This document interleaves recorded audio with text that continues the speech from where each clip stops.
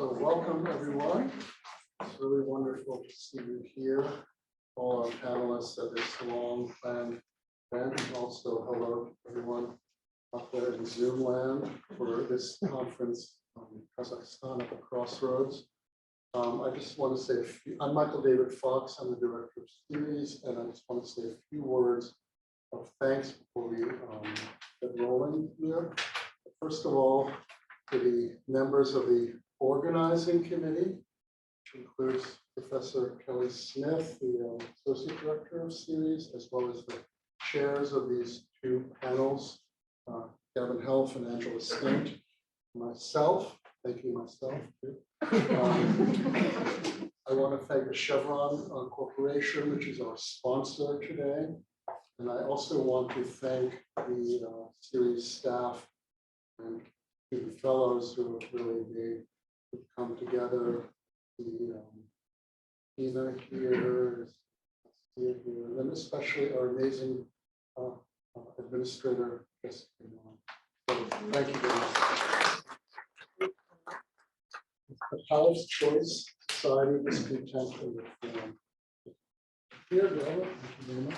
Thank you. So my name's Gavin Helf, and I teach a course here that I was designing starting about a year ago, called Looking for Trouble in Central Asia. And I promised that naming the course that way didn't lead to all of the things that happened subsequently. But if you think about it, a year ago, we were coming out of COVID. Kazakhstan looked like a developing middle-income country. It looked like the political regime had figured out a new, way of transition planning that was reminiscent of what the Romans used to do in the 2nd century of picking the best guy to be the successor, and that maybe that would be a model for other transitions in the region. And we knew that transitions obviously were trigger points for conflict and problems. Everything looked really good. Since then, well, both the external situation around Kazakhstan and the internal situation have gone through some pretty serious hits. We all know that in January, even though it's been overrun by coverage of the Ukraine, we had a moment where Kazakhstan sort of reached above the fold in the news cycle for a couple of weeks when we saw protests, followed by disorder and looting, followed by what looked like armed street warfare in Almaty, followed by what looked like an elite political struggle at the very top. Now, I don't want to focus on the punditry of what happened in those events, but one thing that I really wanted to do with this panel is dive down a little bit deeper on what those underlying tensions were. Everybody seems to forget, that this started out with protests. This started out with protests that were popular and large scale. Everybody seems to dismiss that and think, oh, and then there were marauders, and then there were looters, and then there were street battles. Let's go back on this panel and think a little bit about what those underlying tensions were, what those grievances were, what the forces for change were, and the forces of resilience coming out of COVID a year ago in Kazakhstan. I will ask, once we do that sort of first round of comments, about how much Tokayev's reforms that he announced last month actually address those underlying grievances. But first, I think it's really helpful to go back and look at what happened in those first couple of days of this year.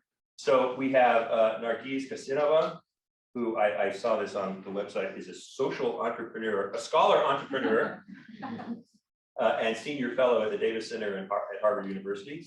Eric McGlinchey, associate professor at the Schar School of Government at George Mason, and Sebastian Barrows, who's a research professor at the Elliott School at George Washington University. And I want to give each of you a chance, we've sort of talked a little bit beforehand, to talk about what some of those underlying issues were that led to the situation in January. And we'll start with Nargiz. Thank you very much, Kevin. It's great to be here. Am I loud enough? Yeah, okay, great. So, well, I put a little title to my presentation, the choice of, from choice of Tokayev to Tokayev's choice, Kazakhstan's political development trajectory. And I wanted sort of to, since I'm the first studying this panel, I wanted to like a big picture, and I want to start with the question, where is Kazakhstan now? And clearly we had 30 years of Nazarbayev's that came to an end very abruptly at basically this January. And now we're entering the post-Nazarbayev era, and what bridges these two is Kassym-Jomart Tokayev's presidency. And exactly half of it is in the Nazarbayev era. As many of you know, he was elected in June 2019. And the second one started just now with the playing this year. And these two halves are very different. And I sort of put 5 points, which I think are important for each of these halves. Okay, the second half is just beginning. So, so the first half, Tokayev played a very important role, of course, in the first one because he was the successor, but he didn't really have the power. And it wasn't even clear whether he was the real successor or a transitional figure to be followed by the peers. Second, he launched political modernization reforms right away, and the core concept used was the theory state, that is building channels of communication and trust between state and society. So the focus was more on better governance rather than third, we saw public demand for change rising, and I think, well, grievances were building up throughout the decades, but with Nazarbayev's resignation, you know, quite a boost, I think, psychologically, and protests became more common. And there was a very important development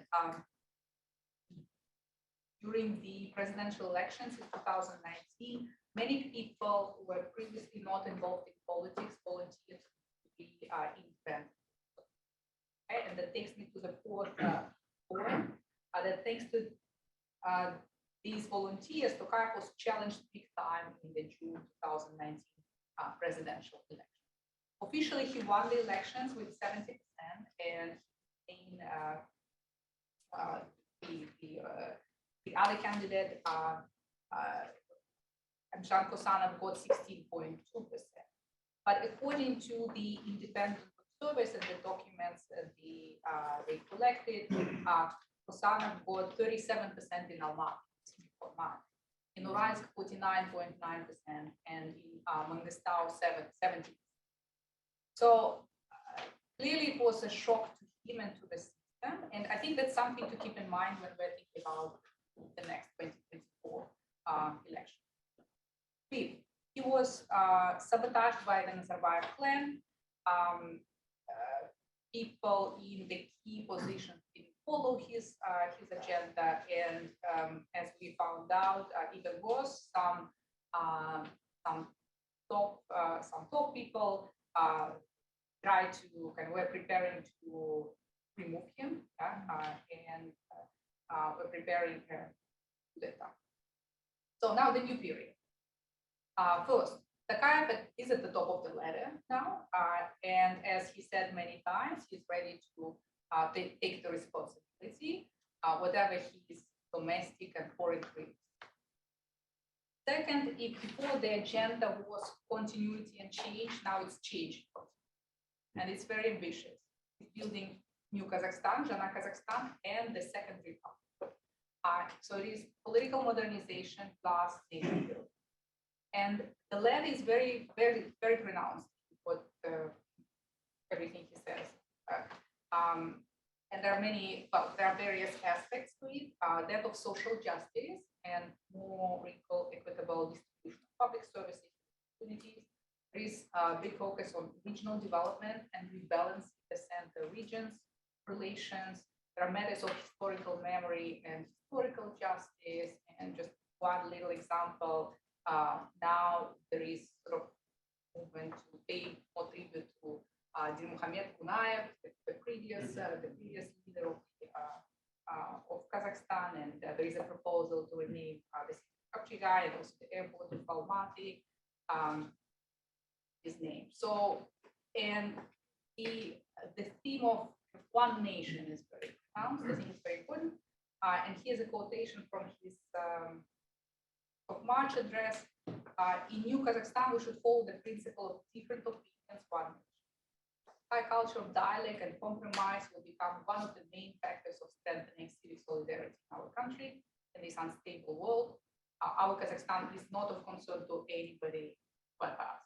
Okay, so it's one nation, which I think contrasts to what we see in Russia. So the third one, the stakes are much higher.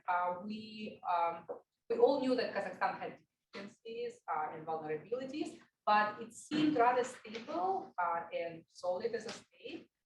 And in January, the country sort of had this glance into the precipice, and out that the Nazarbayev system was so rotten that it threatened the statehood. And now that the core is removed, its parts are moving, parts of the system. Tokayev is consolidating power, but in the meantime, both big good changes and big bad changes are possible. And we cannot exclude attempts to challenge him from within the elites for losing power.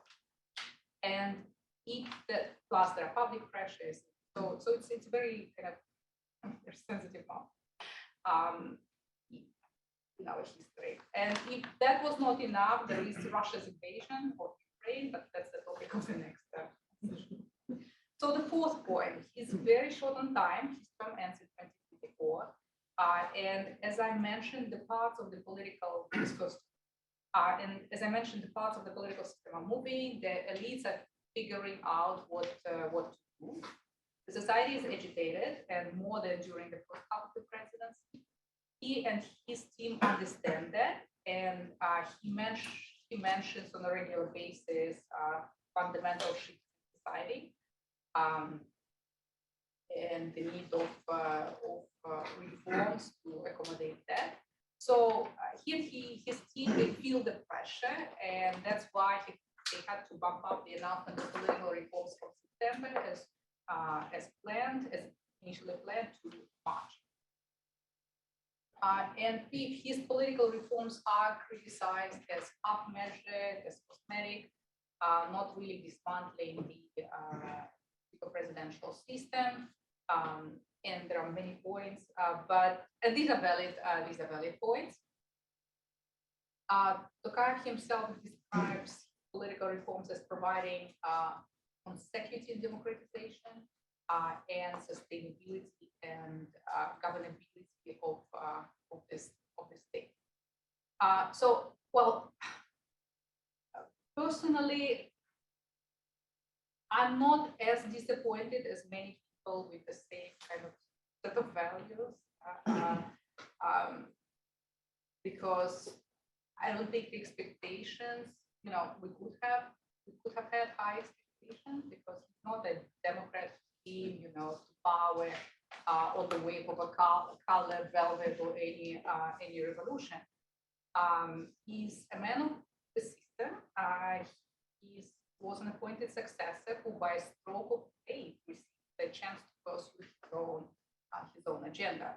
And this agenda is modernization, and modernization for and nation building. Of course, the way he and his team understand. Thank you. So now I want to turn to Eric. Eric, I remember, I don't know, 5, maybe 10 years ago, whatever, when I was at AID and I asked you to write a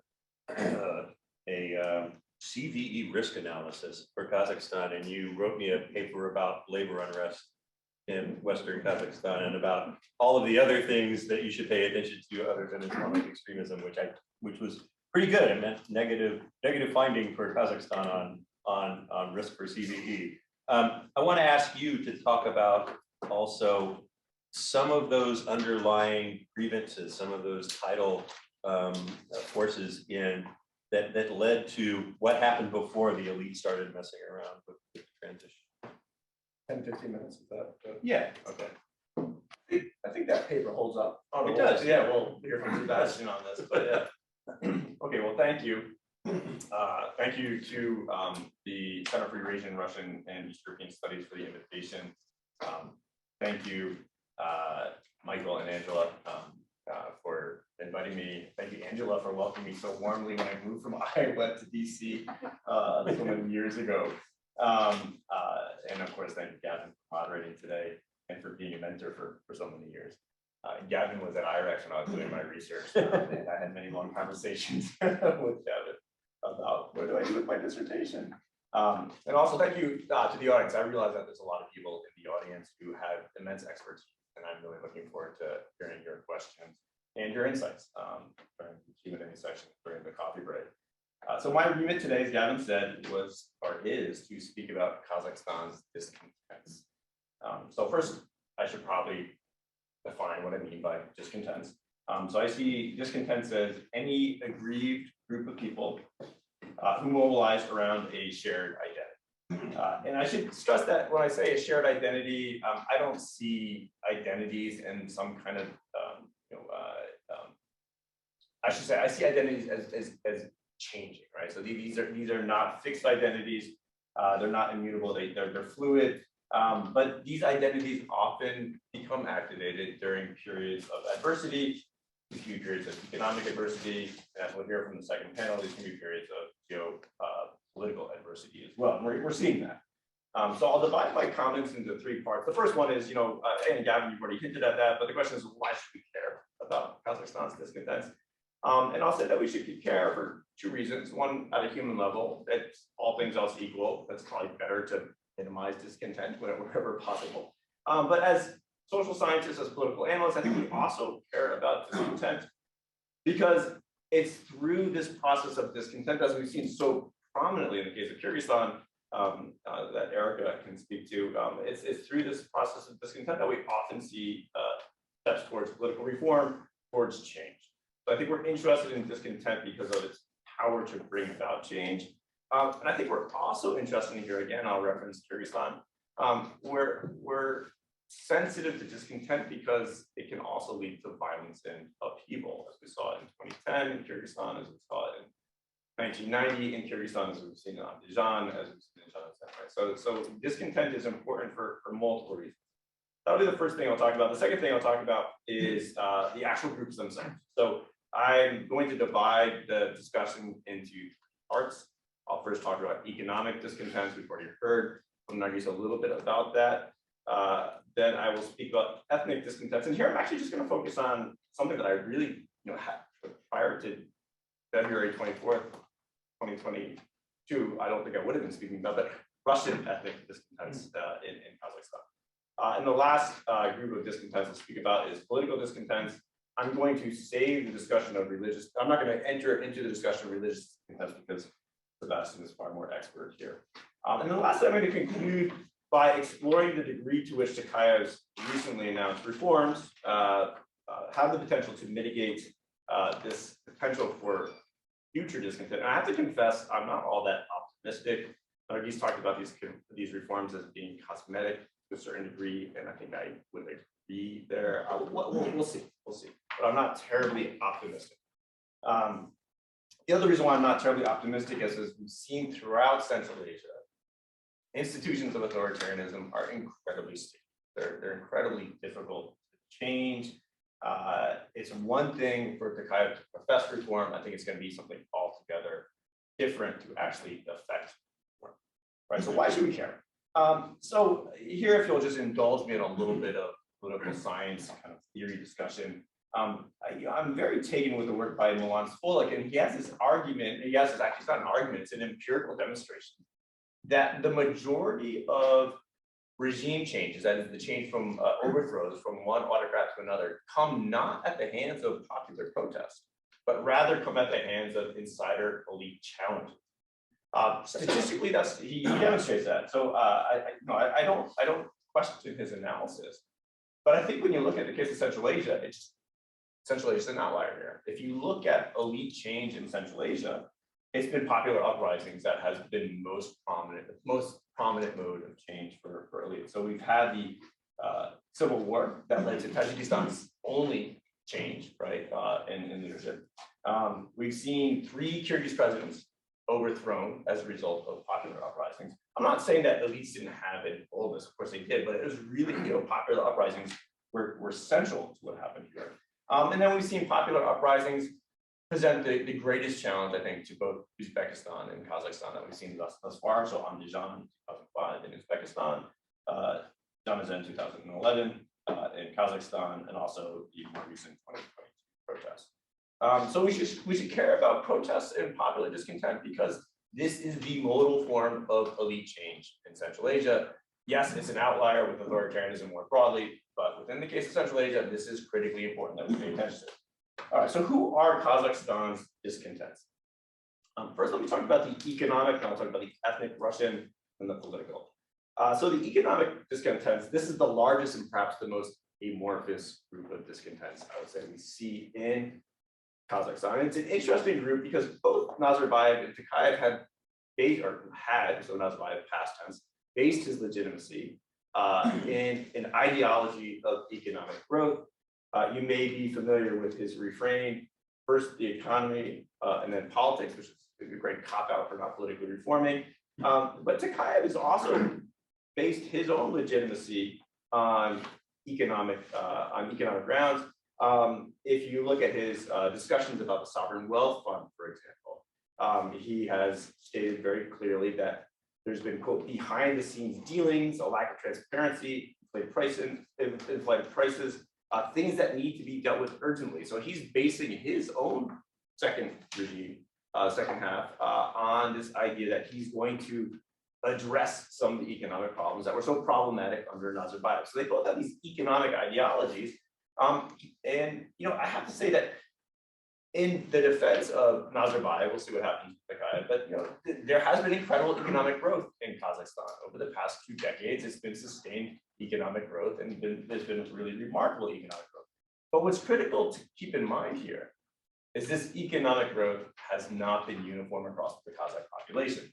So much of this economic growth has been in the extractive industries, and much of it has accrued to the wealthy managerial class, and the laborers, the workers, have seen very little of this economic growth. And I think we saw this in Janazan in 2011. We saw this, I think we saw this to a certain extent in the 2022 protests, right? I mean, people very upset with the rise in liquefied petroleum, and this disproportionately hurting the working class, not the managers of the hydrocarbons. And we've also seen it just kind of more broadly, right? This inequality in 2016, right? So the 2016 protests we often think about as protests that were motivated by this proposed land reform. But what also happened at the same time is many Kazakhs had taken out loans in hard currency or denominated in hard currency, and all of a sudden the tenge was it was free to float, and Kazakhs could not pay back their loans that were denominated in hard currency. So there's a lot of frustration, particularly among the workers who receive a lot less money from the hydrocarbons with the economic situation.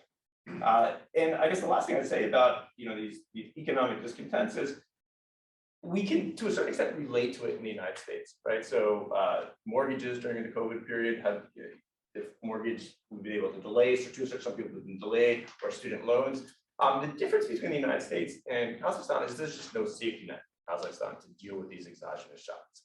So whereas Biden can say, okay, we're going to push off student loans until August and probably again, right? It's impossible to do this, very difficult to do this in Kazakhstan. People experience at a very direct level these economic shocks, unlike perhaps we experience them here in the United States. All right, so that's economic discontents. Ethnic discontents, I'm mindful I'm at 9 minutes. If you take up the ethnic discontents. So the ethnic discontents.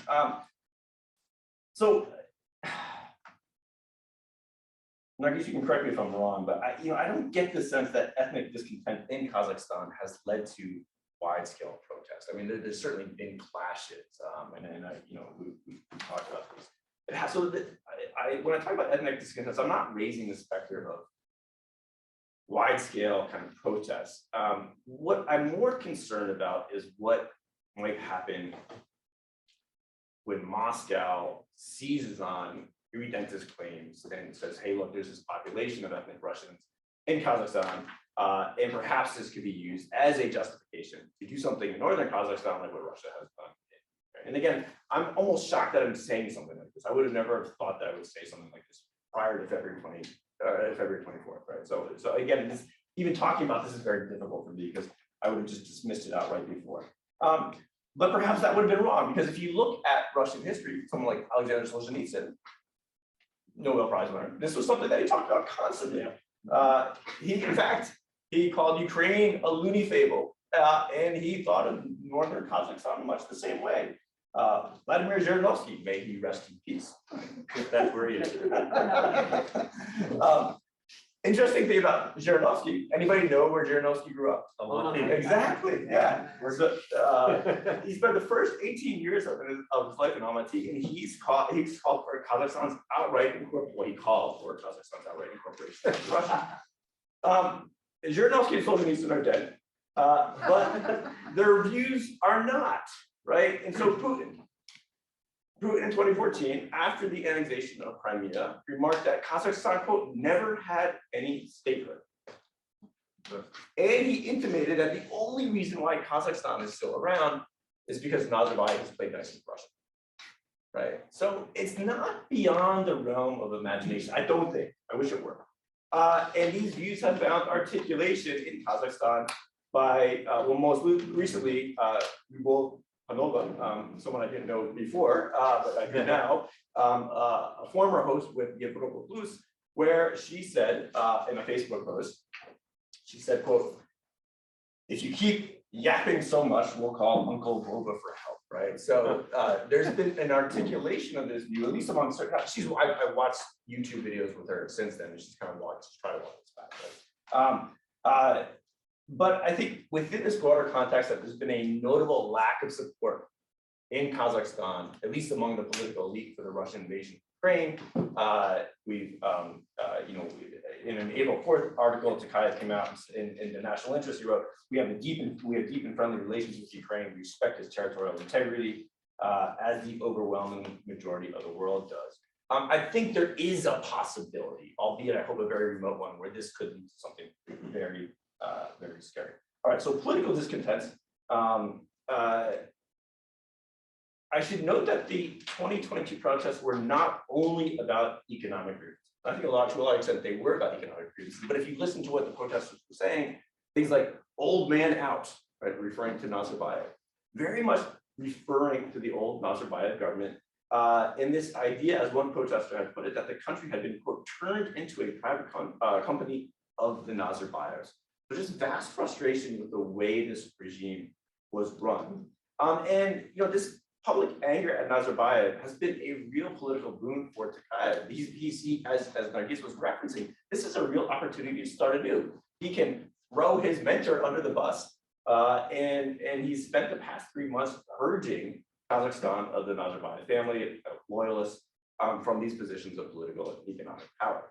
I think it's worth noting that he is not the only Central Asian autocrat who's done this. If you look at Turkmenistan, Berdimuhamedov spent much of his career dismantling the Turkmenbashi personality cult. And Jayambekov, he was the handpicked successor of Atambayev. He spent his initial years throwing his mentor under the bus as well. So this is not unheard of. It's a long practice strategy. The question is, how much of a shelf life does this strategy have? And I'm going to wrap up here. So Tokayev has announced these wide sweeping reforms. He's announced reforms where we're going to move power, at least ostensibly, from the president, the parliament, this idea of greater decentralization of authority, maybe not so much to the governors, but to below the governor level, to local governments, single member district elections as a way to kind of shake up the parliament, bring some more competition into the parliament, reducing barriers for the creation of political parties. I think instead of 20,000 signatures, I think you only 5,000 now, or maybe that's the proposal. So we'll see. I mean, again, I'm dubious. I question this. But you know, to the extent that these reforms are successful, perhaps the discontents that I've laid out will be fewer. But if these reforms aren't successful, I think we could have a very bumpy move in the years ahead. So next I want to give the floor to Sebastian and a little bit of background. Before COVID, you remember that far back, you know, I very much found common cause with Sebastian on trying to figure out how we could tell the story of Islamic organization in Central Asia without talking about violent extremism and ISIS and the darker side of it. And I think you know, through COVID, what we started to see was the extent to which Islamic civil society in general, but Islamic civil society in particular, was able to start filling in some of the gaps in failed governance and failed response to the COVID crisis in the region. And so Sebastian and Emil Nastardino and Bishkek did a wonderful piece on the types of Islamic civil society. So I'm going to ask Sebastian to talk about how, in the sense of almost, you know, in contrast to your discussion of grievances, maybe about the resiliencies that are hidden also in society at the lower level. All right, thank you so much, Lily, and thank you so much for inviting me and organizing this great day. So yes, I mean, indeed, as Gavin said, one of the questions of this panel and of this conference is what are the sources of cohesion and what is actually lacking. And so I'm going to address indeed today a very specific point, which is the role of the Muslim civil society. I'm specifying that what I'm going to say today is, as I mean, Gavin said, it's based on an ongoing research project actually that I'm conducting with my friend Emil Nastardino, who is a professor at the American University in Bishkek. And it's based on information collected from different sources, but also based on about 10 interviews conducted in each of the Central Asian countries, except in Afghanistan, for, I would say, obvious reasons, considering the strong authoritarianism of this country, where research is kind of difficult. So, I mean, in the 3 decades, actually, since the fall of the Soviet Union, I mean, Muslim civil society has developed significantly in Central Asia, including Kazakhstan, where the religiosity has increased a lot this last 10, 15, or 20 years. But I mean, in contemporary discussions on the future of the region and on social cohesion in the region, including Kazakhstan, actually the role of the Muslim civil society is often ignored or avoided because, well, we lack information or due to political concerns, both by Central Asian political authorities, but also by the international community. Muslim civil society is often suspected of contributing to the development of political Islam or of possible ties to radical or terrorist movements. So one of the goals of our work is really to try to go beyond an overgeneralizing approach regarding the Muslim civil society. And I like secular civil society. Muslim civil society is very diverse in the region, and we also try to underline the necessity to take more into account the impact of the emergence of an indigenous Islamic-oriented path toward development.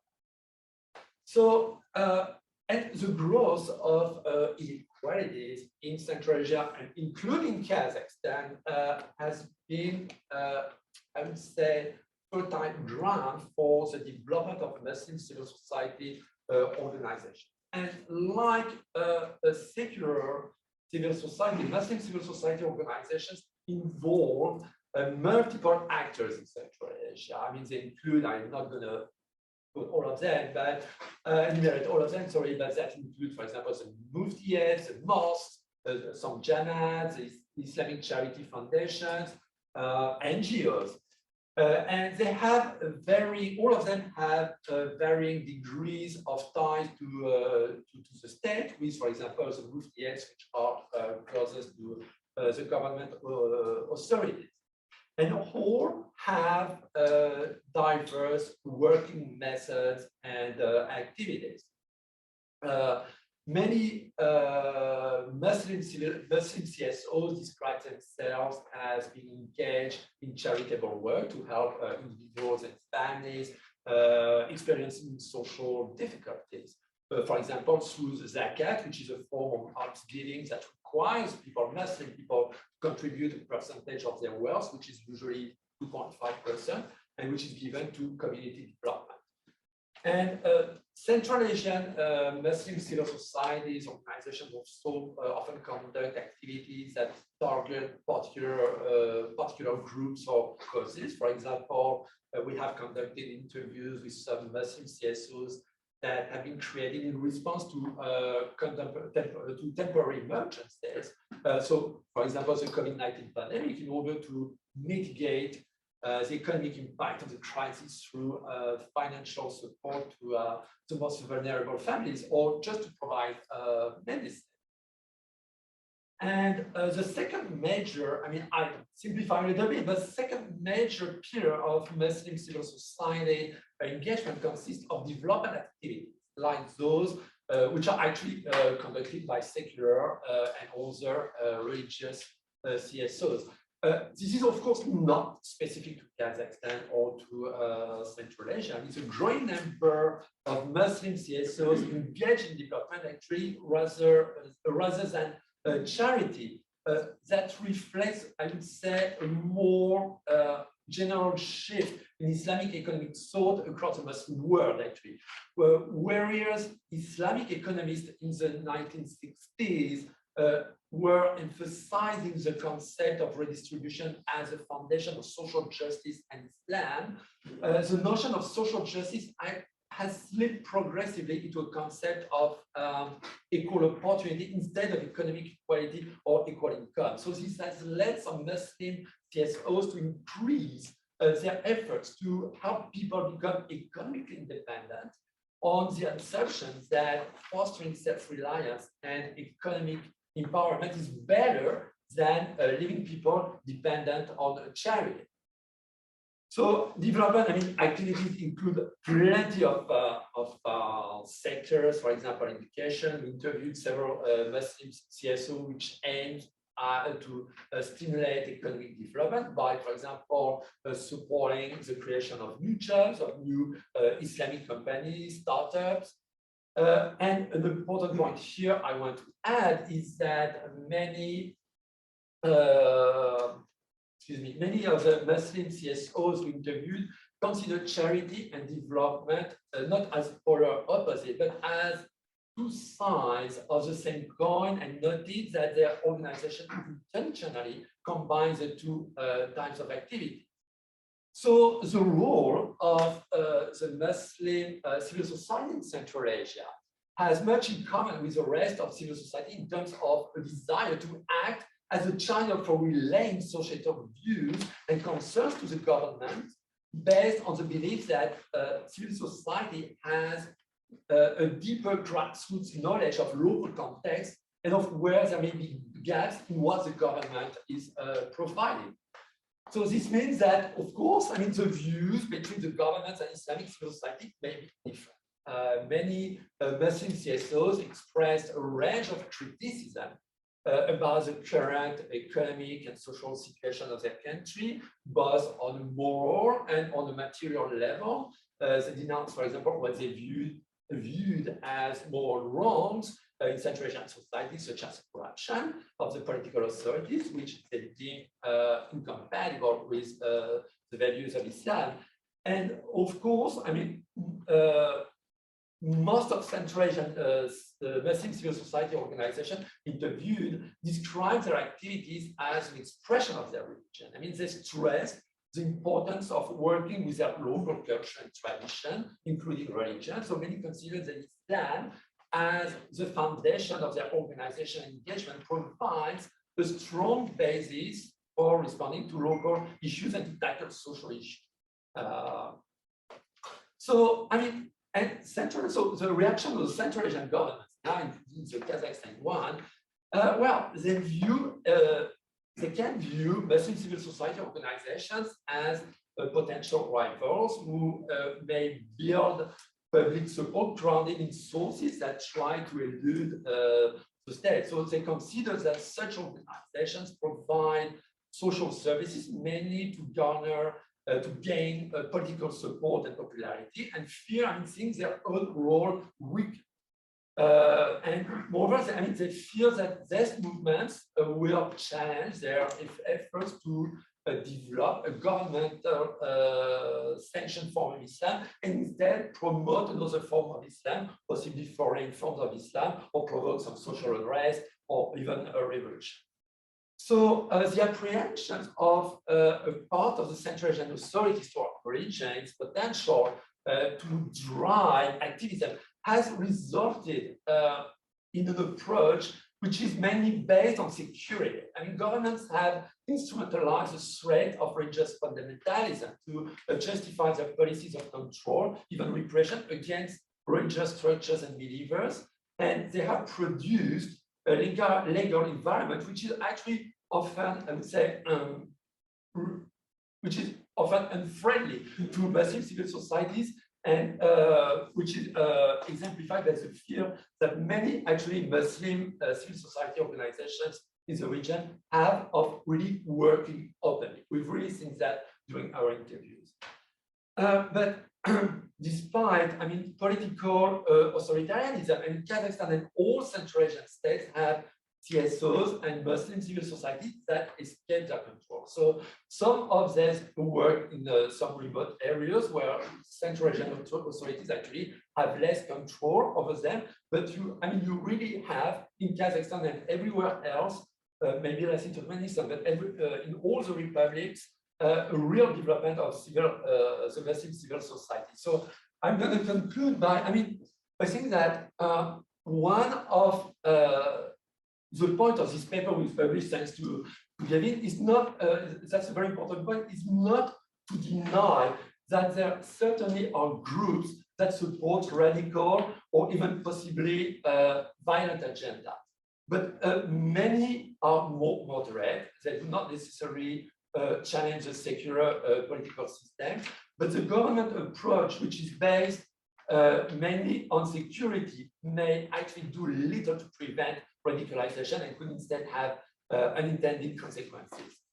So to wrap up, I think it's important to inquire about the full spectrum of the more ethical community social role of Islam, rather than focusing strictly on its political ideological role in Central Asia or its possible links to violent extremism or terrorism. I mean, Muslim civil society are likely to be increasingly important actors in Central Asia.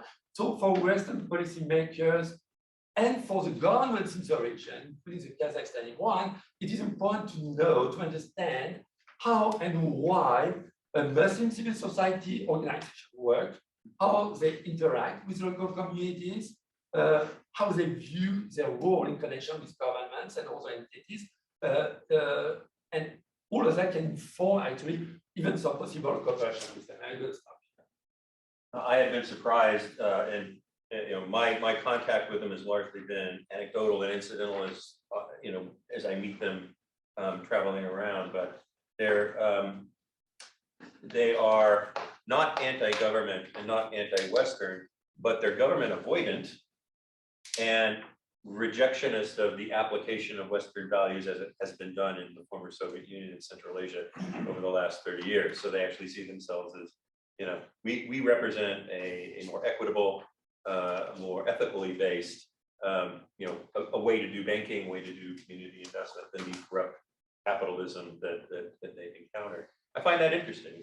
It's not even overtly anti-American, but it is rejectionist of the corrupt models of capitalism brought in.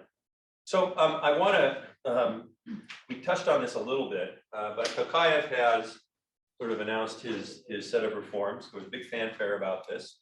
March 16th, right? It came out.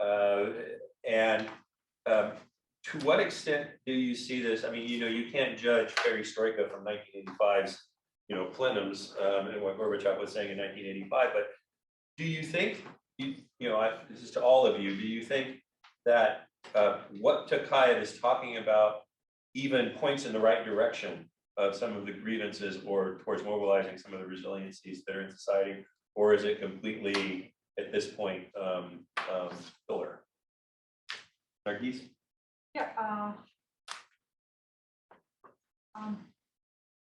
Well, his agenda is criticized as half measures, so it's not like kind of painting super bright future and kind of promising big things. But he's promising is big. But it seems to me it's sort of feasible. Kind of what he outlines is maybe not super democratic, but it's sort of, and these are steps sort of in the right direction, but maybe you can argue about that, whether they're sufficient for making a kind of right. Okay. Maybe obviously not full democratization, but something on the right way and the right amount of progress, right? It seems to me that he's genuine, like he genuinely wants to kind of carry out this agenda. And one point, like you were talking about economic grievances, and something I did mention very important. He announced the goal to dismantle the kind of control of financial oligarchy. Because it's very the economy is so monopolized, and he has been kind of, we do see some steps in this direction, so taking this course. So and that's it. That's quite important because that's the basis. Right. So basically, I think it's genuine, but whether kind of it has the capacity to carry it out, that's a separate, that's a different question. And I was thinking about, I'm thinking about it myself, whether the question of elites, right? At the moment, we don't see major recruitment of new people. Can we carry out like big reforms with the same people, right? And there is a total personnel shortage and all that. And it seems to me to some extent you can, because even if these are the same people, now the two factors are the environment is different, the incentives they have are different. So the same Ismaila, for example, the prime minister, now he can do different things. Yeah. You don't have to service the family, for example, right? You can do other things, but I think that's the problem they need to tackle, and I think they do need to bring new people, more new people, with fresh ideas, fresh approaches, and so on. And this way, they can build more kind of trust with the elites that are now outside of this. Yeah. Right. And speaking of the kind of popular uprising, can I add to that? Yeah, sure. Yeah. We're in the discussion. I don't think Central Asia is such an outlier to this popular uprising elite thing, because the examples you gave, the way like you take the Kyrgyz revolutions, they were split inside the elites, right? You take, Andijan, it's more like murky, but also there was some elite dynamics there. You take our Kazakhstan January event, definitely. Yeah? Let's remove this attempt by the third force to unseat Tokayev. We wouldn't be in the same situation. Yeah, I don't think Nazarbayev would be removed. Okay, so it's this conflation of things. Or take Belarus, like more like the bigger scale of popular uprising. I think it's hard to imagine, but because there is no split inside the elite, kind of Lukashenko is still in place. So definitely, kind of what's happening inside the elites is important, and he would need to bring more of them on board. So like the business community and the civil society, and with some experience, and so on. So and there it's at the moment the record is very mixed. Yeah. I would say. And I'm particularly worried about if I can have 30 seconds. I'm particularly worried about the kind of what's going to happen with the media, and because there the signals are very mixed. On the one hand, in this address, he talks about the importance of media. At the same time, ties it to the issue of sovereignty, right? Like we need strong media because it's part of the sovereignty, and then we don't want this foreign involvement, and so you journalists need to kind of be good citizens, and of course, you need to be citizens, but there is this kind of foreign engagement, and it's one thing if you talk of, like think about let's try to contain the Russian propaganda and all that. It's a different thing about other actors. So there would be checking, and the freedom of the internet also. Now there is this law almost adopted that would affect the foreign social media platforms, and that's also not very. I'll just add, I remember back in the crazy days of perestroika, when we had transitology, Philippe Schmitter and Guillermo O'Donnell, and the line was, when the elite splits, the society enters. I think, what we see here is when the society enters, the elite splits, or, something to that effect. But I see every one of these incidents as a case of, in Kyrgyzstan, it's like economic revolt that gets taken over by somebody who wants to ride that wave, whether it's intellectuals who say, "Oh, the people demand democratic revolution," or it's Geppetto saying, "I demand technocracy," right? But it starts with something that allows some parts of the elite to attack. No, not to underplay the importance. Yeah, but they're kind of connected. Eric. Yeah, no. So Gavin, what you just said was on this point about elites and popular protests. I think Smolik, who I was referencing, perhaps draws too fine of a line between popular uprisings and elite-led overthrow. I think the reality is that they're often interconnected. So if you look at Atambayeva, for example, who somehow has always managed to be on the right side of the revolution, right? She was very much involved in these protests, and in fact, she was very much involved in fomenting these protests. So, I agree. You can't disaggregate the elite role from the popular role. But my point here is that I think, as Gavin was just saying, that it's hard to imagine the change absent the popular protest. So this is not just strictly insider elite change; it's insider elite change and popular protest. So I take your point about these reforms, Gavin. I'm struck by your invoking perestroika, right? When do elites reform? They might reform when they're true believers. There's not a lot of those, but perhaps, right? Or they reform when they say, "Yet wychota," right? There's no other way out, right? And that was perestroika.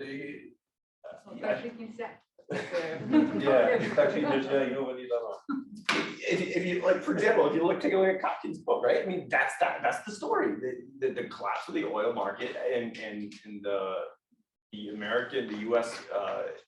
Military basically was running the Soviet Union into the ground, and there was just no other choice. So broadly, if you ask, you take this analysis and you say, okay, what would actually compel Tokayev to do something meaningful? If he had no other choice, right? And the stuff that he's doing now, you can do these incremental reforms to the extent that they don't hurt you, right? It's easy to say, oh, the Nazarbayev family is bad, and actually that buttresses your own autocratic power. But the moment these reforms begin challenging you, that's when you have the only stuff, right?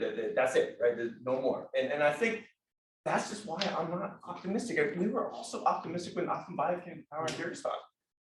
What happened? It fell apart. I remember getting a lot of flack in 2010 when I said, this really isn't much of a revolution. These institutions of authoritarianism have proven incredibly sticky in Central Asia. Look at the United States, not authoritarian.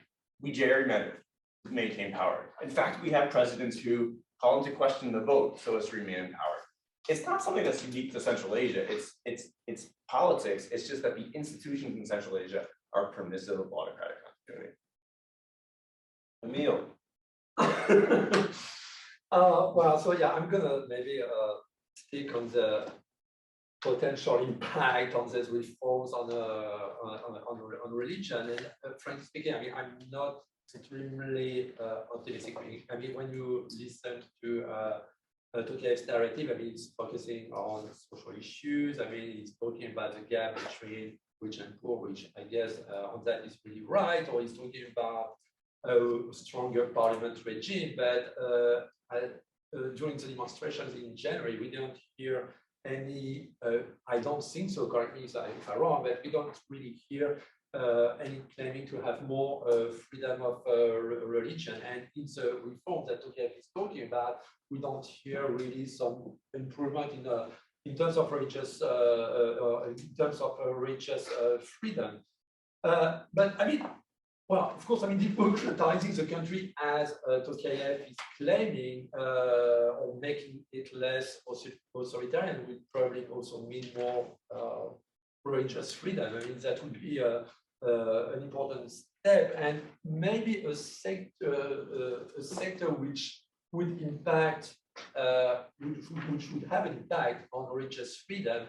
There would be a reform of the judiciary system, of justice system. I mean, of course, this is not religion, but this is really, I mean, the system, as you know, the judiciary system in Central Asia and Kazakhstan is highly corrupt. I mean, there's no judiciary independence, and it has impacted a lot of the believers. I mean, there's no trials, there's no transparency, etc. So, also here again, I must say that well, I'm not extremely optimistic about that.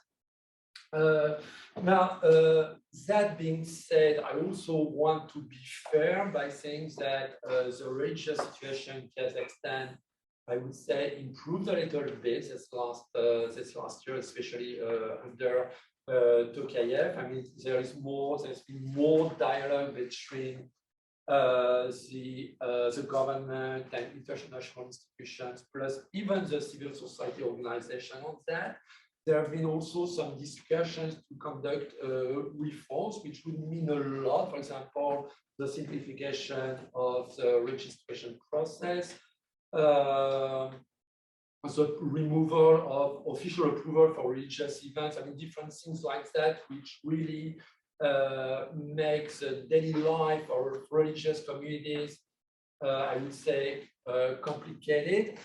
No, now that being said, despite all these discussions, I mean, you still have in Kazakhstan a law which was passed in 2011 and which really strongly restricts or controls the activities of religious groups, and by making registration requirements, or by banning, for example, or restricting non-registered groups to conduct some activities, for example, distributing literatures, offering education, training clergy, etc. And so, and another point which is worrying, and I really don't think that it's going to improve now, is that religious minorities are still facing a lot of intimidation tactics from the government authorities. I mean, with hostile interrogation, with threats of punishments, with periodic detentions. You also have, well, Forum 18, which is an NGO working a lot on freedom of religion in the former Soviet Union, reported, for example, in 2021, about 130 administrative prosecutions, which is still high. Although here again, I would like to be fair by saying that this number has decreased significantly since 2017. So, but well, just to wrap up, to finish that, well, there have been some improvements, but there's still a lot of room for improvements, and I'm really not sure that the events we had in January are going to improve significantly the situation of religions, including of the Muslims. I just, again, anecdotally, I think probably since about August, when the Taliban returned in Afghanistan, and then through January, one of the things that I've seen in some of the work we do with returnees from Iraq and Syria in Kazakhstan, Uzbekistan, and Kyrgyzstan is a greater stigmatization of a greater fear to be connected with that, and less government commitment to actually trying to reintegrate them. And the fact that Tokayev blamed, the events in Almaty on 22,000 well-trained foreign terrorists has not helped that situation. When Islamic terrorists hiding in the woods is your go-to boogeyman, that doesn't bode well for how everybody else is hierarchy. Yeah. Well, he never quite walked it back, and there was this interview with Kabar where he, sort of wouldn't deny it. So I want to open it up to you guys to ask questions. I will say I don't want to steal all the good stuff that you guys are going to do in the next panel, but one of the things, were we to have another hour, would be to look at what the impact, what's changed since January, with sort of, again, the rise of a Solzhenitsyn foreign policy in Russia, and a catastrophic collapse of the labor migrant economy in the region broadly, and the sort of knock-on impact of sanctions. Not so much, I want you to do the international part, but also I would just add as a footnote that this exacerbates all of the things that we're talking about, right? What's happened in the last 6 months makes everything that we're talking about maybe worse than it was, in January when these things happened. All right, questions? Saw your hand first, and introduce yourself. Yeah, first of all, thank you so much for coming. For organizing this event. My name is Dina. I'm first year and I'm student here at series, and I'm from Kazakhstan. So my question would be about the January events.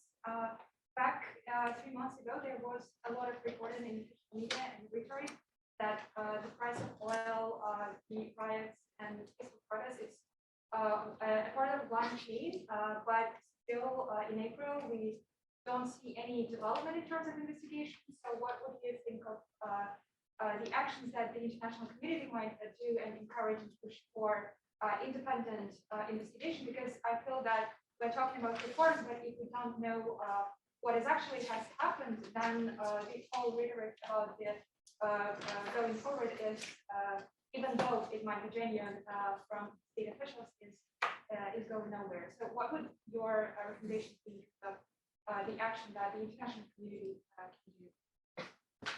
Anybody want to grab that, Reggie? Well, it's not that we heard nothing.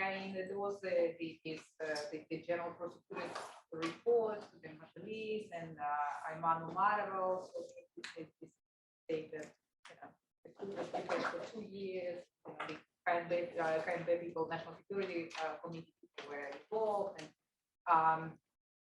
so orchestrated that. So it's not that we don't get anything, but on certain things we didn't get information. Like, for example, the shooting of people in the square in Almaty, right? Those who were there, right? After the operation started. So definitely, I wouldn't say the society is kind of, I would say part of the society wants to know this, right? Kind of others are busy with other things in life. So I think there should be kind of continuous pressure on the government to tell us the truth about what happened, and who's responsible. But I'm somewhat skeptical about external pressure, especially now. It's just the world is on fire, our region is on fire, so the kind of January already doesn't seem like a while ago. No, not so bad. not recently. So we're discussing how Kazakhstan can balance and get through this situation. So I'm somewhat skeptical about that. Because initially, yes, European Parliament, remember, pressure, other factors putting pressure. Now it's just too crazy. But I think internally we shouldn't forget, because it's an issue first and foremost for us, Kazakhstan, right? It's our issue, and we need to keep pushing not to forget, what happened, and hopefully bring to justice those who have blood on their hands.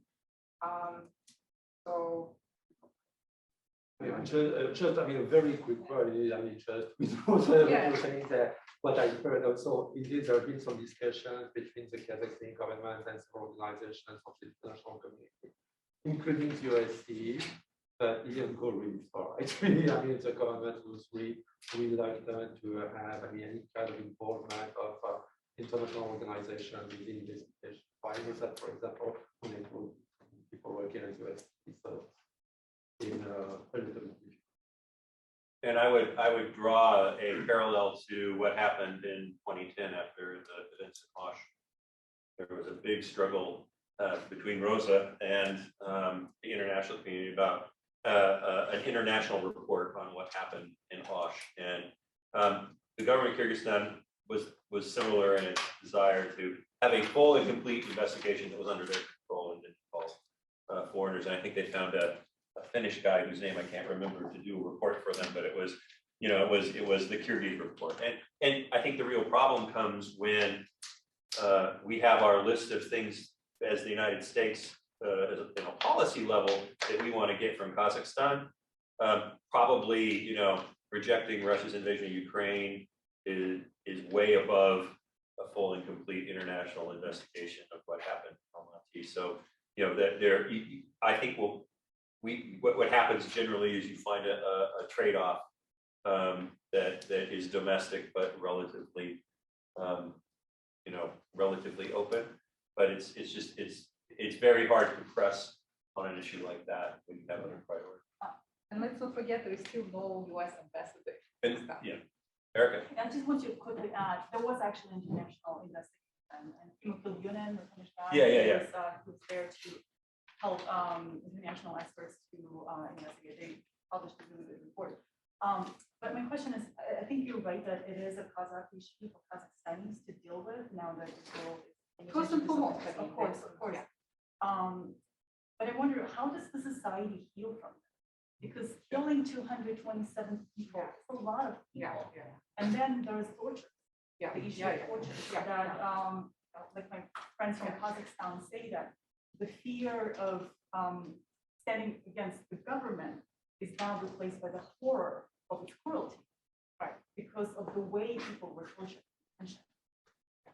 very much in the Stalinist method, and some of them did not survive. So how does the society move on from this trauma?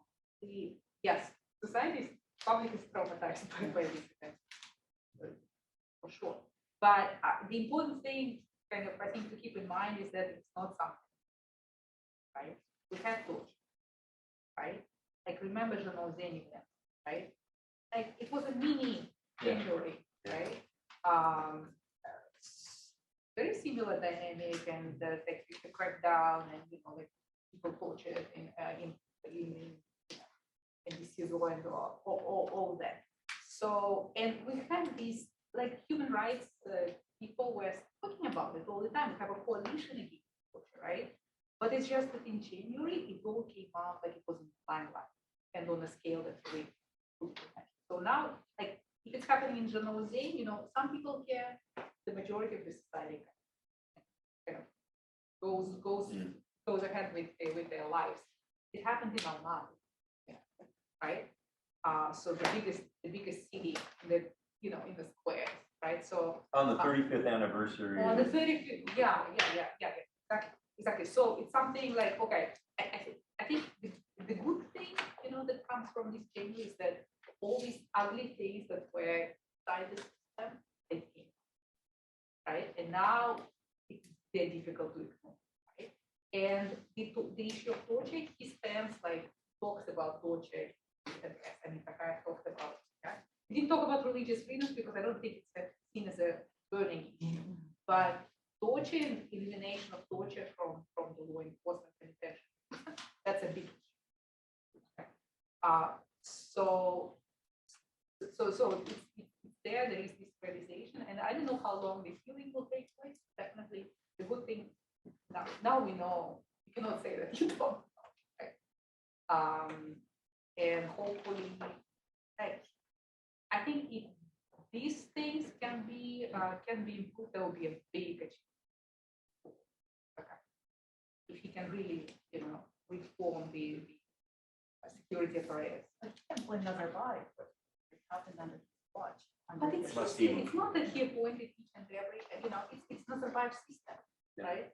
It's Nazarbayev's system that was part of. So like the problems with the rule of law, that was what the good thing is that he didn't go the Lukashenko path, Yeah. So initially that's what was happening, right? A major crackdown, right? Like thousands of people in prison, but pretty quickly they started working back, right? And kind of saying, oh, there were peaceful protesters, but they were abandoned, right? Because can you imagine if they went for the big crackdown and then this invasion of Ukraine happened?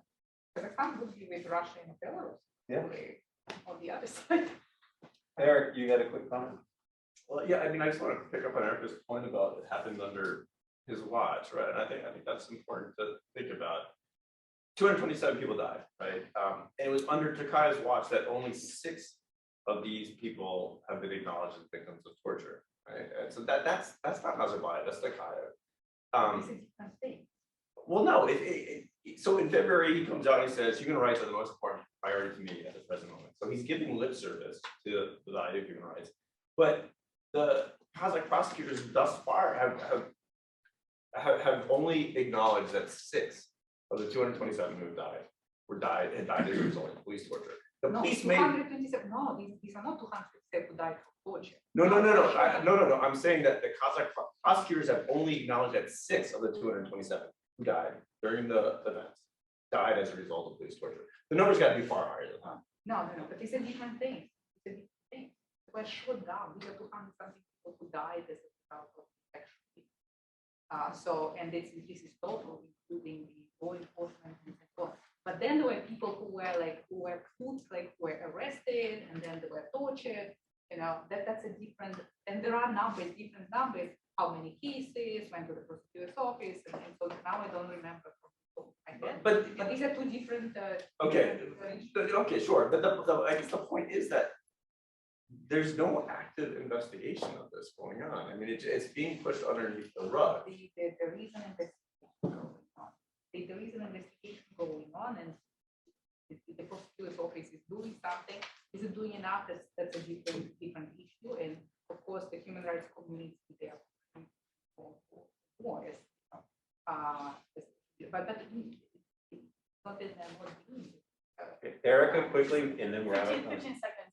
Yeah, totally get it. It's an encoded system. That's why we had these independence. I know that from Kyrgyzstan's example from 2010, we had 86 people die at square in Bishkek. And it's a powerful reference. The society keeps going back to that as a really dramatic point. Of course, it was Washington. A whole other conversation.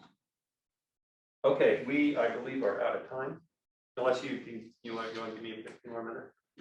I'll give you one more question. Anybody got one last? Your hand was up. Right? I remember that. Yeah.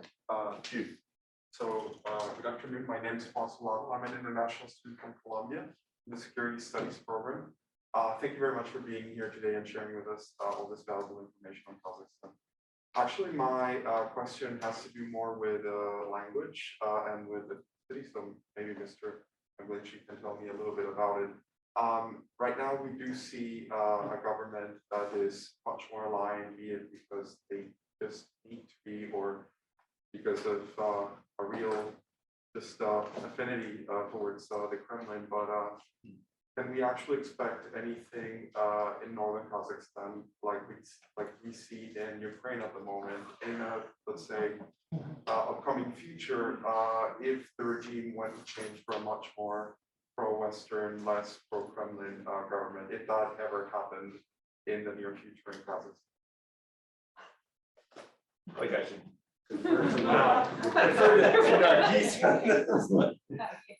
Oh, on mother, okay, yeah, good.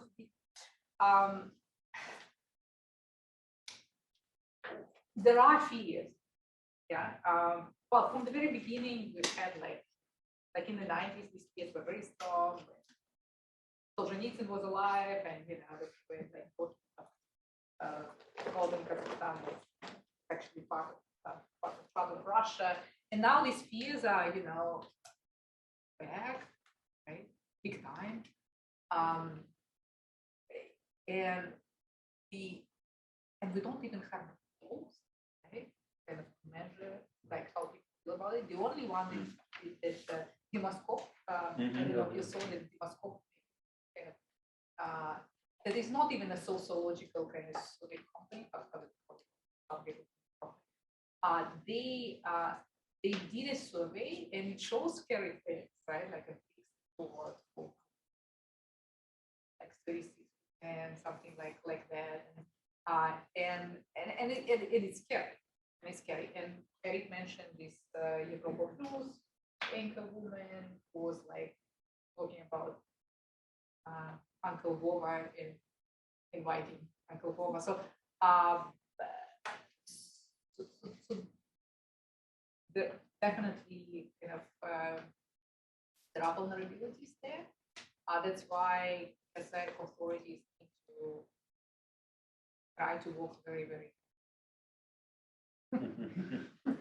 carefully. Which is a great segue into multi-vector foreign policy. So because the society is fragmented by this. Many people watch Russian TV, so they kind of believe in this propaganda.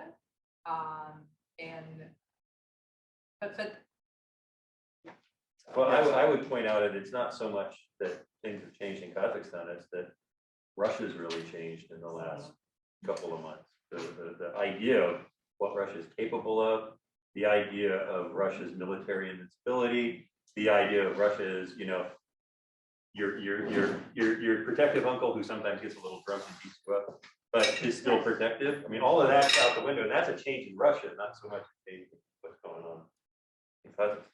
Well, the only good thing out of it is some decoupling from Russia, like some elite decoupling from Russia, because we're so like this, and now it's clear that actually.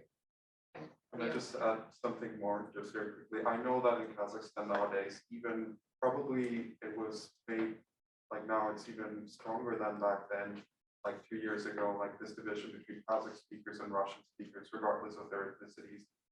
Ethnic Kazakhs that speaks Russian but do not speak Kazakh, and like all these combinations of possibilities within Kazakhstan, it's becoming more of a thing. Like before, you could be a Russian speaker, a Kazakh Russian speaker living in Almaty, no problem. We've seen more and more these events of people speaking in Russian in stores in Almaty and different big cities in Kazakhstan, and having this really bad reaction from Kazakh speakers. And so on and so forth. We do see like this kind of like demonization a little bit of the Russian language within Kazakhstan, and I would like to hear what your opinion is. Yeah, I don't think there are cases, but these are like really small number of cases. I think you can get by in a lot very effectively, speak Russian. I can assure you can.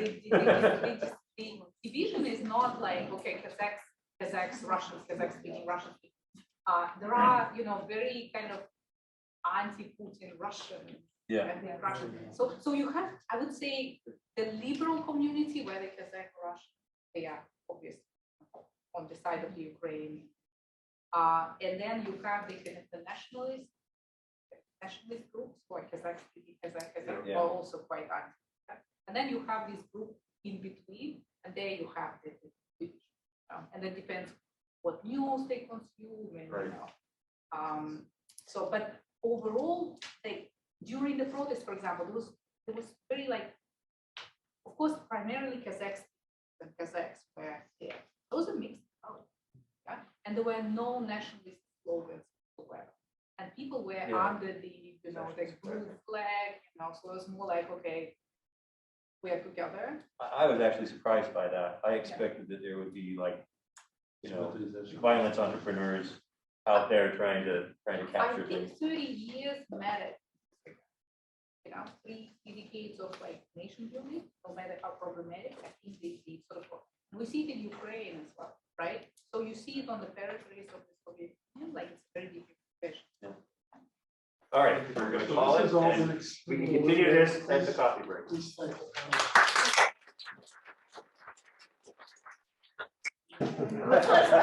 I mean, it's something they tried to answer, but we sort of put them off there. And we're of course going to talk about Kazakhstan now, sort of, and how it maneuvers its foreign relations between the big three, China, Russia, and the US, in this very difficult time. So, as we heard in the first panel, of course, we had the upheaval in January in Kazakhstan. We had Russian troops and troops from other CSTO countries come in and essentially enable President Tokayev to stay in power. And then almost immediately thereafter, we have the Russian, let me see if I get this right, special military operation to denazify and demilitarize Ukraine. And this has presented major problems, obviously, for Kazakhstan, given its own situation. This is the worst crisis in the Eurasian region, obviously, since the Soviet collapse and even before that. And this has affected Kazakhstan in a number of different ways. Clearly, because Putin helped Tokayev stay in power, to some extent, we don't know exactly what, Tokayev owes him something. And of course, Kazakhstan has been under pressure from Russia to support its version of events that are happening in Ukraine. And as I'm sure we'll hear, this hasn't always been completely clear from what the Kazakhs have done. So there's the political pressure, and then there's the economic pressure. It was alluded to a little bit in the previous panel, the impact of these very tough sanctions on the energy industry in Kazakhstan, and Russia actually making it more difficult now for Kazakhstan to export its oil.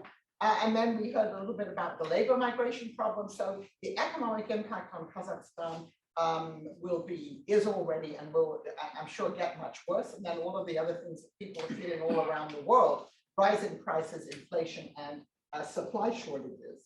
And then there's China. So far as we all know, China has not come out and explicitly criticized anything that Russia has done. And the Chinese media repeat most of the Russian propaganda about what's happening in Ukraine. So I'll be interested to hear what kind of pressures that does or does not put Kazakhstan on. And I just note that yesterday, when the United Nations General Assembly voted to suspend Russia's participation in the Human Rights Council, 4 out of the 5 Central Asian states, including Kazakhstan, voted against that resolution, and with the Russians. Maybe we'll get some explanation of that. We have a terrific panel of speakers today. I will briefly introduce them. First of all, Erika Marat, she's an associate professor and chair of regional and analytic studies in the Department of the National Defense University, and she's also an adjunct professor here at Georgetown. She's written widely on issues involving Central Asia and beyond that, and also on other security institutions in other parts of the world. And we have Professor Alexander Cooley, who was until recently the director of the Harriman Institute at Columbia University. He is the Claire Tao Professor of Political Science at Barnard College. He is a prolific author. I'll just mention 3 books. Great Games, Local Rules, the New Great Power Contest in Central Asia, which I know my students have read for many years. Dictators Without Borders, Power and Money in Central Asia, and then recently co-authored with our colleague, Dan Nexon, Exit from Hegemony, The Unraveling of the American Global Order. And then finally, we have our own Professor Teresa Sabonis Helf.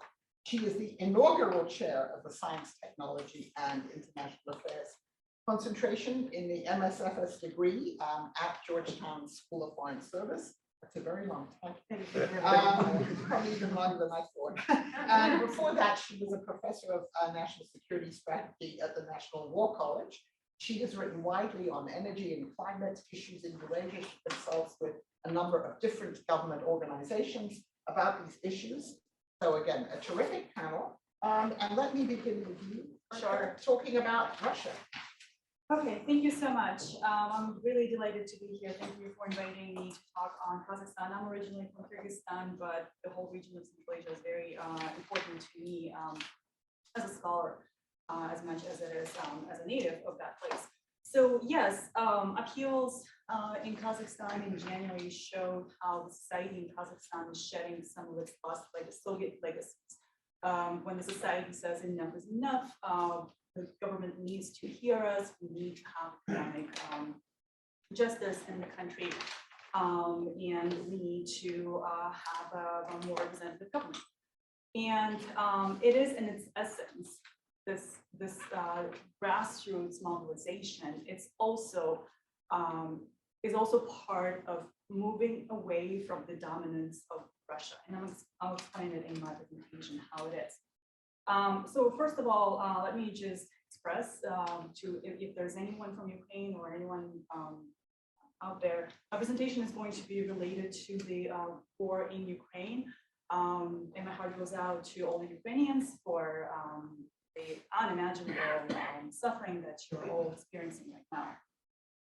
And I will talk about some of the immediate short-term implications of the war in Ukraine, in Kazakhstan and in the wider Central Asia, and what it means long-term for Kazakhstan and the region as well.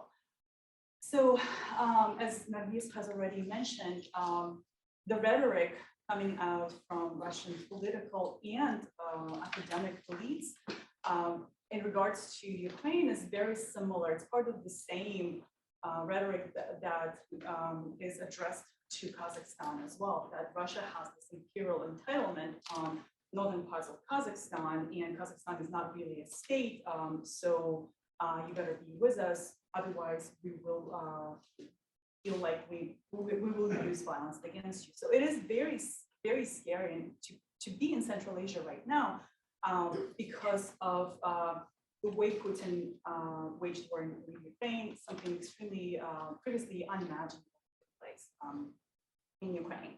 And what are the short-term immediate implications of the war?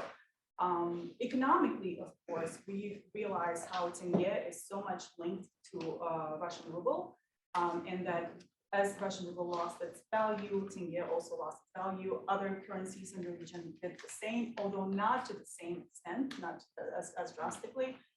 It has also stabilized along with ruble thanks to some of the currency stabilization efforts from Russia and from Kazakhstan as well. Both for Kazakhstan, but also for the neighbors, the disruption in migration flows is an important short-term and long-term implication because of the decline in remittances that we expect now in Central Asia. It is likely going to result in some of the unforeseen processes. It can be any number of things, protests, instability, or it can be more. It can go into more into stabilizing domestic markets. We don't know. There are many different opinions about that. But what is certain is that the economy of Kazakhstan and Asia will not grow to the same extent as expected prior to the war, and there's like 5 to 10% decline this year. Politically, Kazakhstan and Uzbekistan, especially, the way they formulate their foreign policy towards Russia's war in Ukraine is incredibly important for other countries in the region. Yeah, Kyrgyzstan and Tajikistan specifically. And it is a really complicated effort because, again, as Nargis mentioned, most of political elites likely criticize Russia. They don't agree with the Russian or Putin's narrative about why Russia is waging war in Ukraine. But of course, they can't say just that. They can't allow themselves to be overly critical of Russia. And that's why we see this really schizophrenic foreign policy. 2 days ago, Tokayev published an op-ed in National Interest saying that Kazakhstan recognizes territorial integrity of Ukraine. And then yesterday, of course, Kazakhstan and Uzbekistan voted against excluding Russia from the UN Human Rights Council.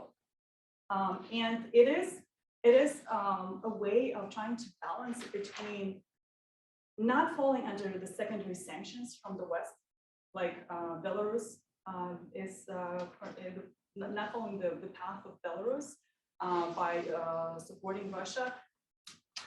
At the same time, trying to deal with the pressure that Moscow is now exerting on Central Asian countries. We know from NSC sources that Russia likely requested that Kazakhstan adds troops to Russian army to fight in Ukraine. For other Central Asian republics, the pressure is expulsion of Central Asian migrants, so Kyrgyz, Tajik, or Uzbek migrants from Russia. It is really a difficult calculus. How does a country like Kazakhstan really, on the one hand, shows empathy and sympathy with the plight of Ukrainians, because there is that among the domestic public. But on the other hand, it does not really anger Russia too much, so that who knows what Putin can do now that we see what he is, the level of brutality of his army in Ukraine. We know that from sources in Kazakhstan, from military and security experts, we know that there's always been caution about what could happen if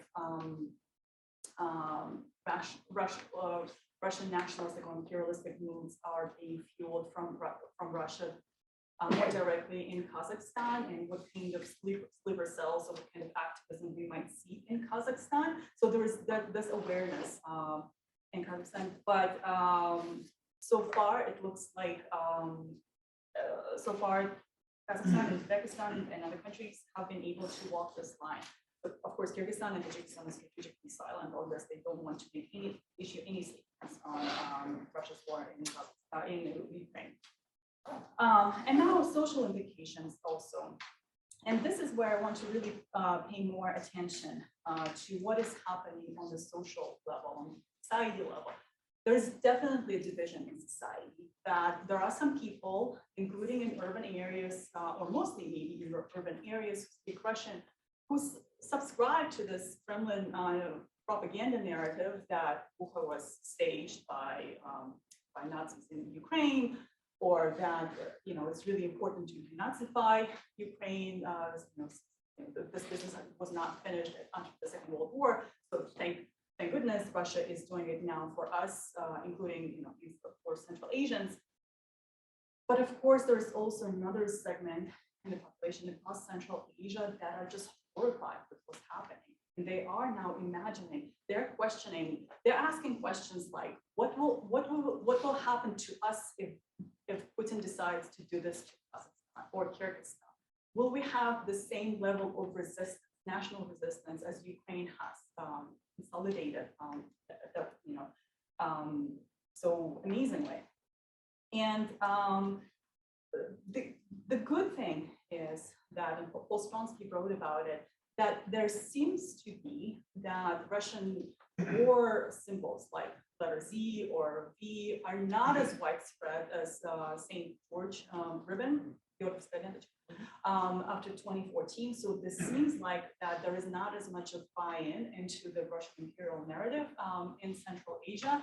Maybe the authorities are also involved in taming this kind of symbols from public spaces, and that's a positive. So the societies are divided. Some families are divided about how they see the war in Ukraine.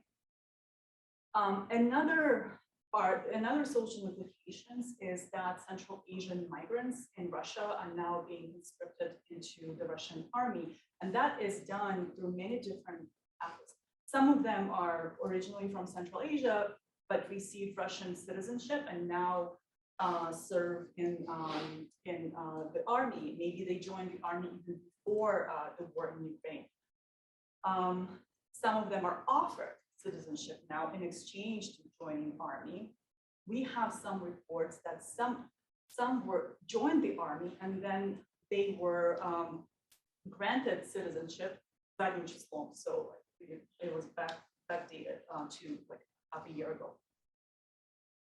And then other migrants, and we know that from reports from activists, migrant activists, rights activists, Valentina Chupik, is that some migrants are now threatened by that their citizenship is going to be revoked if they don't join the Russian army. And now that we see, so again, this is kind of beyond Kazakhstan, from conversations, Kyrgyzstan, Uzbekistan, Tajikistan, whenever we hear that there was a soldier with this sounding name or that sounding name involved in Ukraine, there's a lot of soul searching. What if they were part of the Bucha violence? You know, what if they were part of those incredible atrocities? What does it mean for us as a nation that we are also part of this enormous evil in Ukraine? And whatever is happening on a social level, the divisions, another powerful process I see is emerging. So for a few years now, there has been really intense decolonial awareness, or rising of decolonial discussion about the meaning of Russian Soviet occupation in Central Asia. And it was really siloed within academic communities. But I think the conflict, the war, helps push this discussion into the mainstream as well. That the societies are now, including in Kazakhstan, really fascinating discussions happening in Kazakhstan public spaces, not just academia. What is it that we did not learn from Russian history in the 20th century? What is it that the Soviets did to us, eradicating 40% of the population in order to build the Soviet Republic of Kazakhstan? And what does it mean for us? Who are we, knowing this reality now that the foundation of our Soviet Republic was built on this incredible atrocity? So these conversations are now spilling into the mainstream, and the society is not discussing those ideas in academic terms, of course, but what we see that in how more and more people want to speak Kazakh, more and more people want to learn more about the history of Kazakhs outside of the Soviet historiography, which was not a historiography, it was something else, it was propaganda. It was not really critical historical studies, right? And that goes beyond Kazakhstan. That is happening in Kyrgyzstan as well, but it is definitely this post-colonial discussion of the meaning of the Soviet Empire is much more dynamic than anywhere in Russia. And it is now also fueled by the war in Ukraine. What does that mean for Kazakhstan? That means that as the society becomes more aware of how the Soviet Union was created, what role Russia played in the creation of Soviet Kazakhstan, and seeing its atrocities now as a way of an echo of Russia's method of imperial conquest of territories. The societies are likely to be less and less enthusiastic about aligning with this kind of Russia. This will create more and more people, more language and more opposition to regional initiatives. We already hear entrepreneurs talking against Eurasian Economic Union, and then you wrote that, rest in peace, Eurasian Economic Union. Nice, nice to know you. We had a good time, but yeah, we're moving on. Collective Security Treaty Organization, any other initiatives by Russia, and it doesn't have to be a complete erasure of the Russian language. No, Russian language does not belong to Russia anymore. Russian language, it really belongs to Ukrainians, it belongs to Kazakhs, it belongs to anyone else in the world. So it does not have to be necessarily be an expression of pro-Russian attitudes. But it will create more skepticism about the neighbor, because unlike the Soviet Union, the discussion is more free-flowing. There are more critical perspectives that are rising in Central Asia today. And as much, so my concluding note is that as much as we're talking about the collapse of the Russian state or the Russian Federation as a result of this war, there are talks like this. What will that mean for Russia long term? Will Russia survive as a state? It actually also means this war also means that it's external collapse as a regional dominant imperial power, that it is no longer an innocent, benevolent spreader of civilization and modernity. It is actually a dangerous neighbor that is to be disrespected for the way it kills civilian population in peaceful countries. And yes, so this for the long-term implication. In the long term, I think there will be a lot more anti-Russian popular opinion in Central Asia. Once again, thank you very much for this succeeding and turning all these countries against him. We wanted to, move closer to Russia. Yeah, I know you also want to talk a little bit about what the United States, does the US have a I do eventually. here, right? Yeah, I'm gonna show some slides, but I'm afraid I can't without them. Apologies. It's just a great honor to be here. Thank you, Michael. Thank you, Angela, and to such distinguished panelists. Erica Teresa and the previous panel. I'm going to come at this from a different perspective, and some of this might seem to be disagreeing with what Erica says, but I don't see it that way. I actually think there's a dialectic sort of involved. So the kind of title of my presentation is kind of multi-vector shocks, right? So Gavin talked about multi-vectorism. Is it dead? I would argue it's been dead for a while, right? Effectively, in terms of neighborhood. Next slide. So when we think multi-vectorism, is a shameless plug, right? Ray J. is a book about multi-vectorism, and the book became dated, in my mind, 2 years after it was published, 2013. Why is that? Because until 2013, we had kind of this triangle: the United States, Russia, and China were in a delicate balance as external powers in Central Asia. There was a structural dimension to their power. What was that? First and foremost, the US was there because of security reasons, right? Because of Afghanistan, security, logistics, security assistance, bases, reverse transit, right? That was the pillar of US involvement. That's a hard structural fact, right? China's economic rise, that's catapulted by the great financial crisis, puts them in the position of a regional public goods provider, club goods provider. And then Russia, throughout the 2000s, had what I call a weak unite and influence strategy. It wanted to be everything to everyone. It wanted to get everyone to join their clubs. It didn't take sides, especially when it came to sort of local conflicts, Armenia, Azerbaijan, Kyrgyzstan, certain perspectives. So these external forces were in a relative balance. Next slide. So 2014 comes out, and along with the paperback edition, the multi-vectorism is actually now seriously challenged. Why? Because 2014, it's like 3 seminal events that affect this balance, right? First, 2014 is US withdraws from Manas, and there's an announcement that US is withdrawing from Afghanistan, right? And already in 2014, there was this anticipation. What is the region going to look like without the United States playing this role? Crimean ripple effects from 2014 sent shockwaves throughout the region, much like today. I think today is more acute. And then essentially, almost 2014, all of 2013, the Belt and Road Initiative, right? And so this starts the trend from what I say, multi-vectorism. Yes, all of the Central Asian states, and especially Kazakhstan, aspires to multi-vectorism. But the reality is this resembles more and more what I call a Russian-Chinese conflict. Yeah. Next. My central sort of argument here is that external shocks in the region have been accelerated since 2014.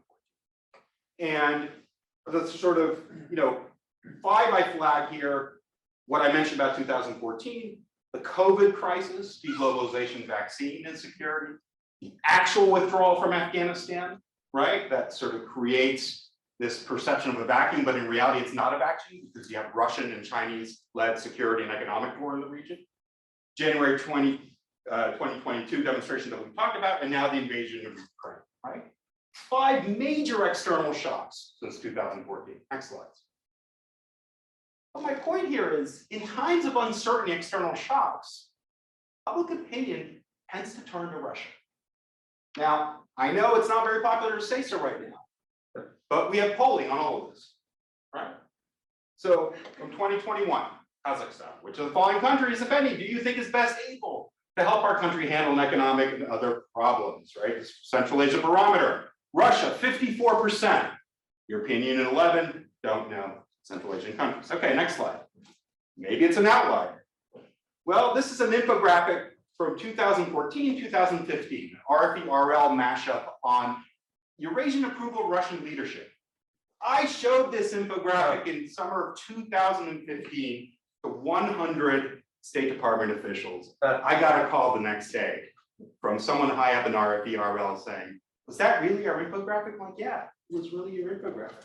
What does it show? It shows that this is post-Crimea, right? And yes, there's polling, there's problems, the whole thing, but look again, who is supporting Russian leadership in the wake of Crimea, right?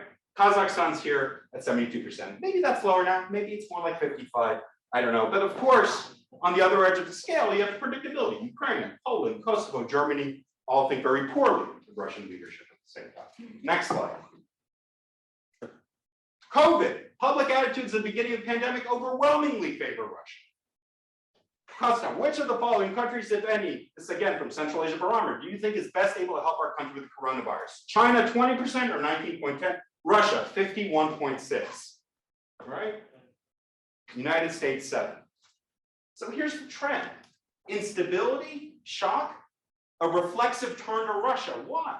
Even if it's Russia that's creating some of these problems, some of these conditions to begin with. Next. So very similar post-US sort of Afghanistan, we saw the US government, rather the Kazakh government, not adopt, not the mirror Russian position, but adjust towards Russia. Pragmatism vis-a-vis the Taliban, backing Russian regional security and economic initiatives, and most importantly, adopting the Russian and CSTO member state position to not accept Afghan refugees on their territory or in transit, as well as reports that there was a denied US basing access for the US withdrawal, especially the use of Almaty. That might have been more the Chinese do it, but the Russian do it. Next. Next shock. We talked about this 2022. The only thing I would add to sort of the discussion from the external perspective, it's the first time the CSTOs intervened, right? So 2010, Otunbayeva is pleading to Medvedev, please send troops, send help, do something.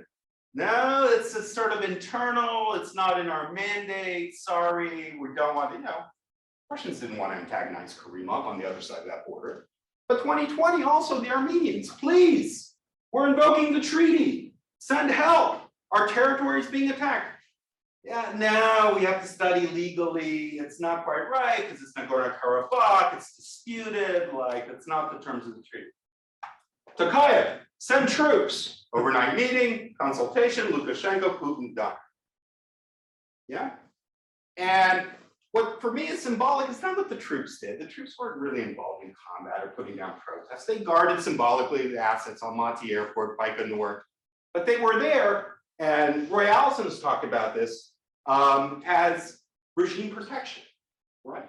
Regional organizations in protection of authoritarian regimes.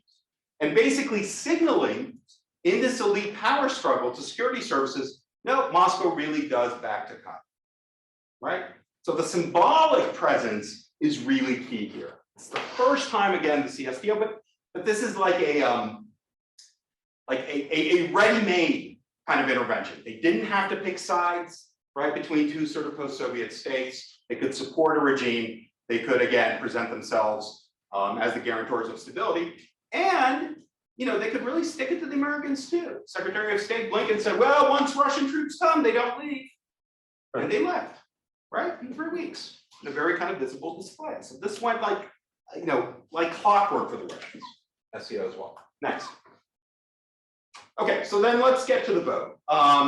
We've heard about this, who's neutral, who's pro-Russian. So, the Eurasian landmass is pretty neutral or pretty pro-Russian. And I think Erica's absolutely right about the conflicts going on, right? But I mean, these have been there for a while now. Next. So, I mean, here's how I see, Kazakhstan amongst all, but the post-Soviet states. So none of the post-Soviet EU states, or non-EU states rather, joined the sanctions, including Georgia. Think about it. Georgia hasn't joined the sanctions. Why?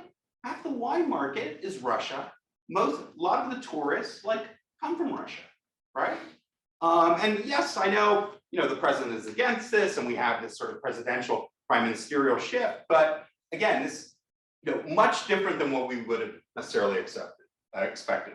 Members of the Eurasian Economic Union face this shock of integration, right? Russia suspends grain and sugar, then sort of restarts. I don't know if the Eurasian Economic Union is dead. Everyone is concerned about compliance risk and secondary sanctions. Everyone, right? What is and what isn't possible, right? Which sectors, what kind of geographic origins. This is like the #1 concern I found, actually talking with Kazakh. I think Gavin mentioned declining remittances. Absolutely, Teresa will talk about energy exporters.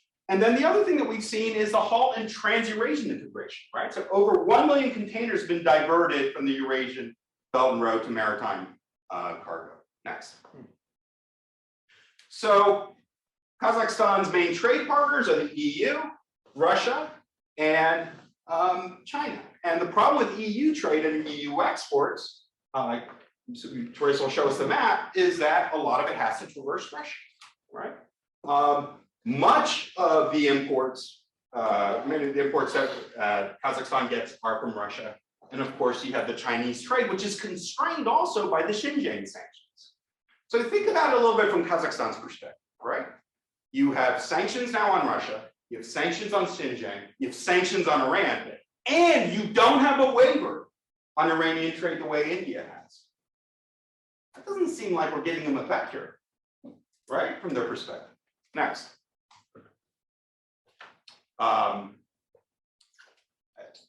Just again, this sort of Silk Road economic belt and the bypassing. Next, mindful of time here. The other problem that Kazakhstan is facing is other economic partners are also very anti-sanction, right? And so when we're talking about the UAE, India, Turkey, I bet all three are going to be involved in different kinds of arrangements, whether it's trading in rupees and rubles in India, whether it's as a center for sort of oligarch cash, UAE, or whether Turkey as a center of sort of false flags and re-registrations are going to be implicated also in sort of sanctions evasion. Next. So the Neutral Balancing Act, it's a reality. Erica's absolutely right. You have this groundswell popular opinion. In fact, you're organizing these shipments of humanitarian aid, at which point the Kazakh government doesn't really have a choice. They have to send it, right, as a measure of goodwill. You have protest and Almaty, both allowed and denied, right? They're in an impossible situation. Next. And here's just the visual of what Erica said. So Kazakhstan opposes, right? They actually voted. I sometimes say, well, they just forget to vote, sort of having lunch in Midtown. But that wasn't the case. This time they opposed it, right? Along with Uzbekistan, I think the Turkmens are the only ones who were refusing to vote. But this is perfectly consistent with previous voting patterns, right? Should have had a slide here of the Crimea vote. Crimea vote is just a different configuration of did not vote and neutrality and opposition. But anytime you're going on the record, you know that opposing the Russian Federation brings serious types of potential diplomatic consequences. Next. Okay, so then what about China, right? This is China. Well, let's not forget Belt and Road starts off. It's declared in Astana, right? At Nazarbayev University. Next. And 3 of the 6 corridors traverse Central Asia. Kazakhstan's a big hub for this. Next. And Xinjiang, of course, that shares the massive border with Kazakhstan at the core of that. Next. And accompanying the Belt and Road, this is from exit from hegemony, is we have membership in these new Chinese regional organizations, right, over the last 20 years. So the bigger the purple dot, right, the greater the membership of new Chinese regional organizations. So let's look at some of the really big dots here, right? Kazakhstan has a really big dot, right? It's a member of more and more of these regional Chinese groupings. Actually, Central Asia in general, Southeast Asia. I mean, this is the Chinese bordering neighborhood, right? In terms of sort of new forms of regional governance. Next. As I think a lot of people on these panels have written, there is though with this divide, elite images, perceptions versus public opinion, right? Elites are very welcoming, grateful for Chinese partnership, grateful for strategic partnership, but public opinion is a different story in most Central Asian countries. Next slide.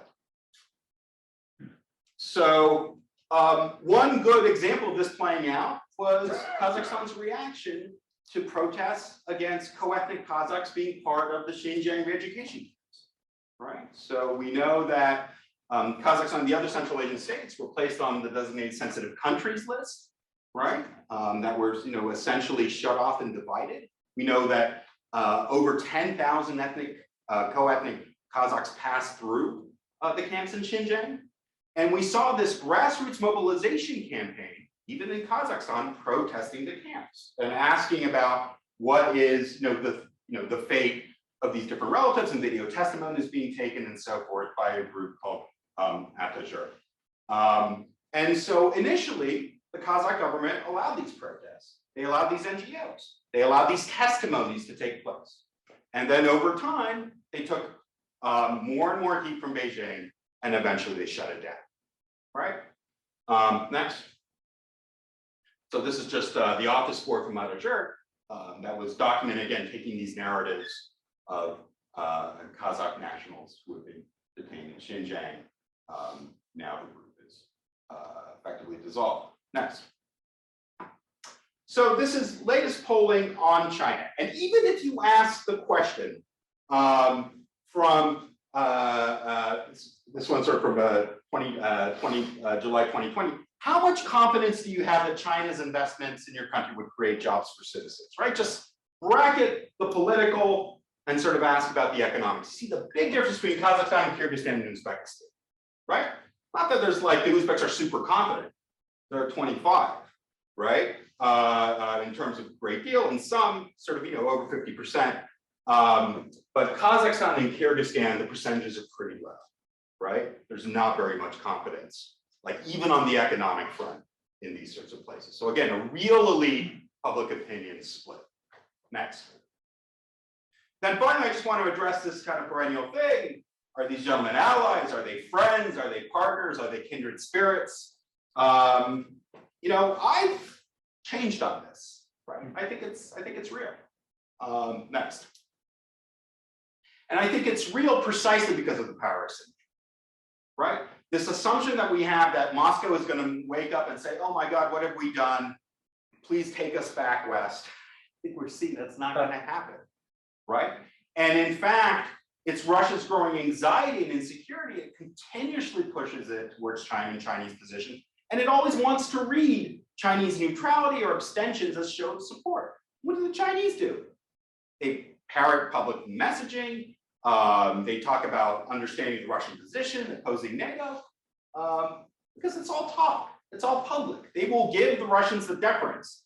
But in terms of like being careful about secondary sanctions, they're actually quite careful, especially in places like sort of civil aviation parks and so forth. Now it's a question of sort of whether some offshore structures, Chinese banks are going to sort of get around sanctions. That's a genuine sort of open question. But I think my point is that here, even though China defers to Russian talking points in public, the two are held together by this revisionist stance towards the US-led international order. Next. Just an infographic on what impact potentially this will have on the Belt and Road. Well, we've seen sort of 15,000 trains last year sort of going across the Silk Road economic belt. And most of the major, actually all the major Western shipping companies have stopped this, right? Maersk and so forth at the moment, it's going to be rerouted via the maritime. Next. And I'm almost done here. I pulled this from Xi Jinping's sort of virtual 30th anniversary of relations between China and Central Asia. And just to read the red bits here, we firmly oppose attempts by external forces to foment color revolutions in Central Asia. China has firmly supported Kazakhstan in its effort to maintain stability and stop violence. Strong leadership of President Kassym-Jomart Tokayev, the people of Kazakhstan will embrace a better future. So again, putting this in the lineage, this is all externally sponsored. It's all a color revolution. Even though they didn't publicly back the Russians for a few days, now they sort of back them in terms of sort of preserving Tokayev's rule. And that's the frame they're going to put on Instagram. It's always external or Western inspired. Next. So just some tentative conclusions. So yes, Kazakhstan retains a strong preference for multi-vectorism, even though that might not be the US the way it was in the late 90s or the 2000s, where we had the energy deals and events in Afghanistan. The EU, South Korea, Japan, right, might make up that external vector, but the problem is Russian and Chinese interests and engagement are just intensifying, right? Kazakhstan's landlocked position makes it particularly vulnerable to Western sanctions, Russia, but also Xinjiang and Iran. And despite this predictions of drift, where we saw actually Central Asia is going to be the site of this sort of Russian-Chinese impasse, no, in fact, Central Asia to me proves or is showing that the agendas can coexist. And so here I get sort of the policy recognition on the West. Western agenda, especially now, needs to articulate not only what it seeks to prevent, what is it for? What does it have to offer Kazakhstan, right? It's all about compliance. It's all about sanctions. It's all about you should expel, you should do this, you should condemn.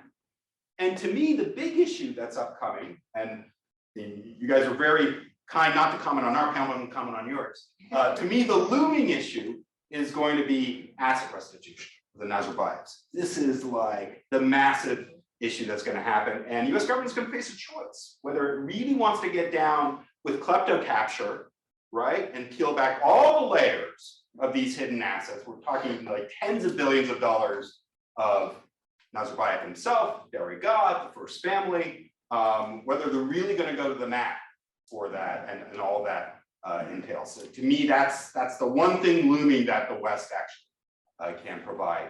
But I'm actually really struck by how much the economic uncertainty is weighing on the minds of sort of Kazakh officials.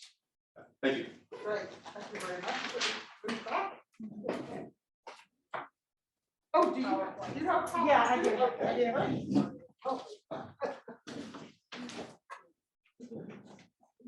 Very sorry to have missed the first panel, because just on the second panel, I've seen some really great insights culturally, geostrategically. I'm going to talk political economy, and I'm going to frame it in terms of two energy crises that Kazakhstan has faced in the past 6 months. And one was domestic and one is international, but they're both interlinked in some surprising ways. So just bear with me as I go off in a completely different direction. Here's the thing. It doesn't make sense that Kazakhstan faced a domestic energy crisis, given that it produces twice as much energy as it consumes, given that it's a petro state, given that its economy was expanding dramatically for a long time. And yet, what we saw in the fall of 2021 were the first major shocks to Kazakhstan's ability to keep the lights on for its own people in more than 10 years. So go to the next slide.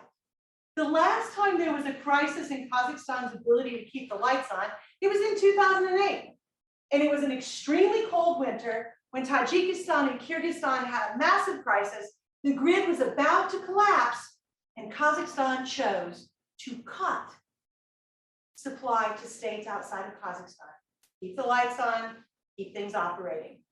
This choice had huge consequences, because although Kazakhstan restored its connections right after the crisis passed, Uzbekistan never did. Uzbekistan used that opportunity to wage essentially economic warfare on Tajikistan to try to keep it out of the grid. And so that big regional grid in which Kazakhstan had played a really major anchoring role didn't fully operate again until 2019. And during that time period, Kazakhstan did some rejuvenation of its own grid, did some work on its own grid, managed to modernize to some extent, but the Kazakh grid continued over a very long period of time. Go to the next slide. It continued to be coal heavy. And given when you look at where people are and the grid, there's a big hole in the grid in the middle of the country because it serves where the people are. It is not surprising this was a grid with two interesting problems. The first one was it has very high losses. You see that it says that the losses are at 10%. That's not hugely high, but that's relatively high. The US grid, very proud of having 3% losses. The European grid is around 5% losses on average. But Kazakhstan was keeping this grid on, and yet in September, and embarrassingly again in October, this grid crashed repeatedly. Now think about this.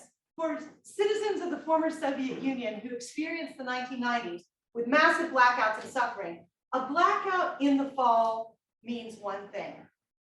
It's gonna be a cold, nasty winter. Because that was the experience. If you don't have the stores in place and the grid stability in place going into winter, you're in a lot of trouble.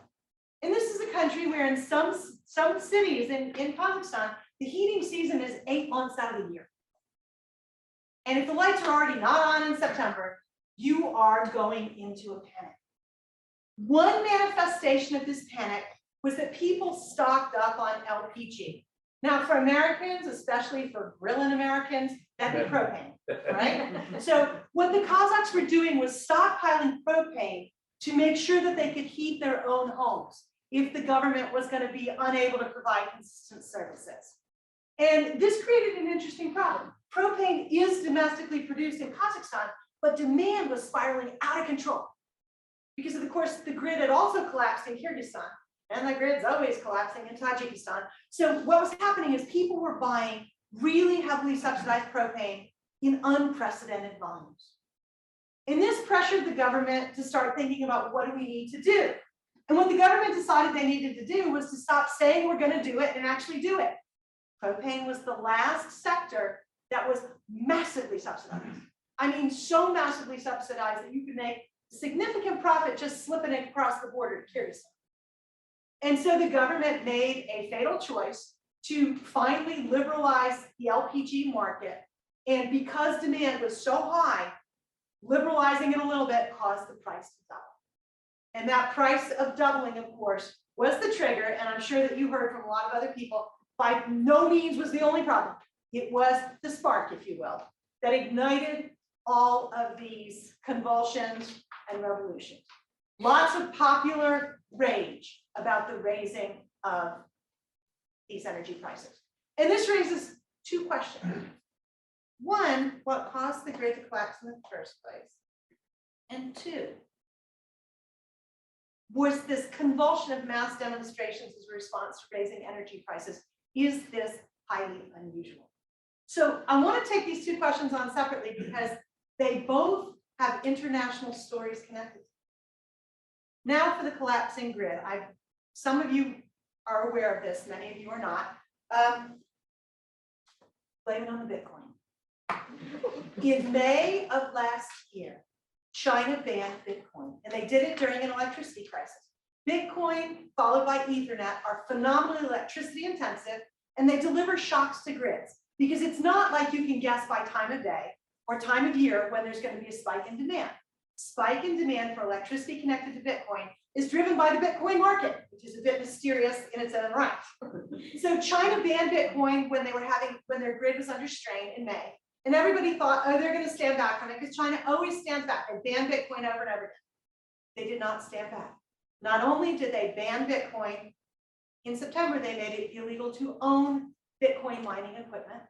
And in the new 5-year plan, they enshrined an opposition to cryptocurrency that was not sanctioned because of its impact on electricity, because of its impacts on China's efforts to decarbonize, and because, and I love this phrase, it amounted to nothing but speculation, and the Chinese government is uninterested in subsidizing speculation.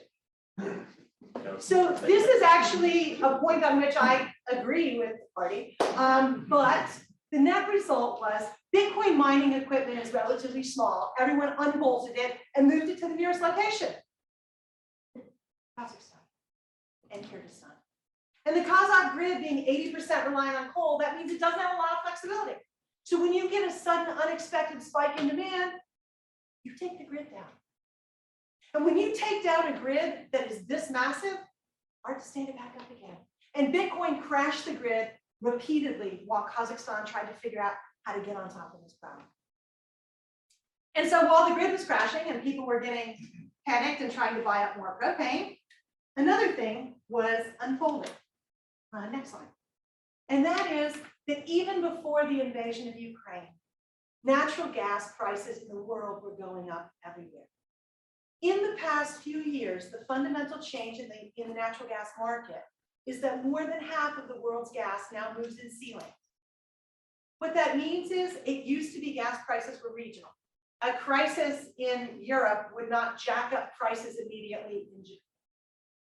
But when more than half of your gas is in sea lanes, gas becomes much more sensitive to things that happen in the world.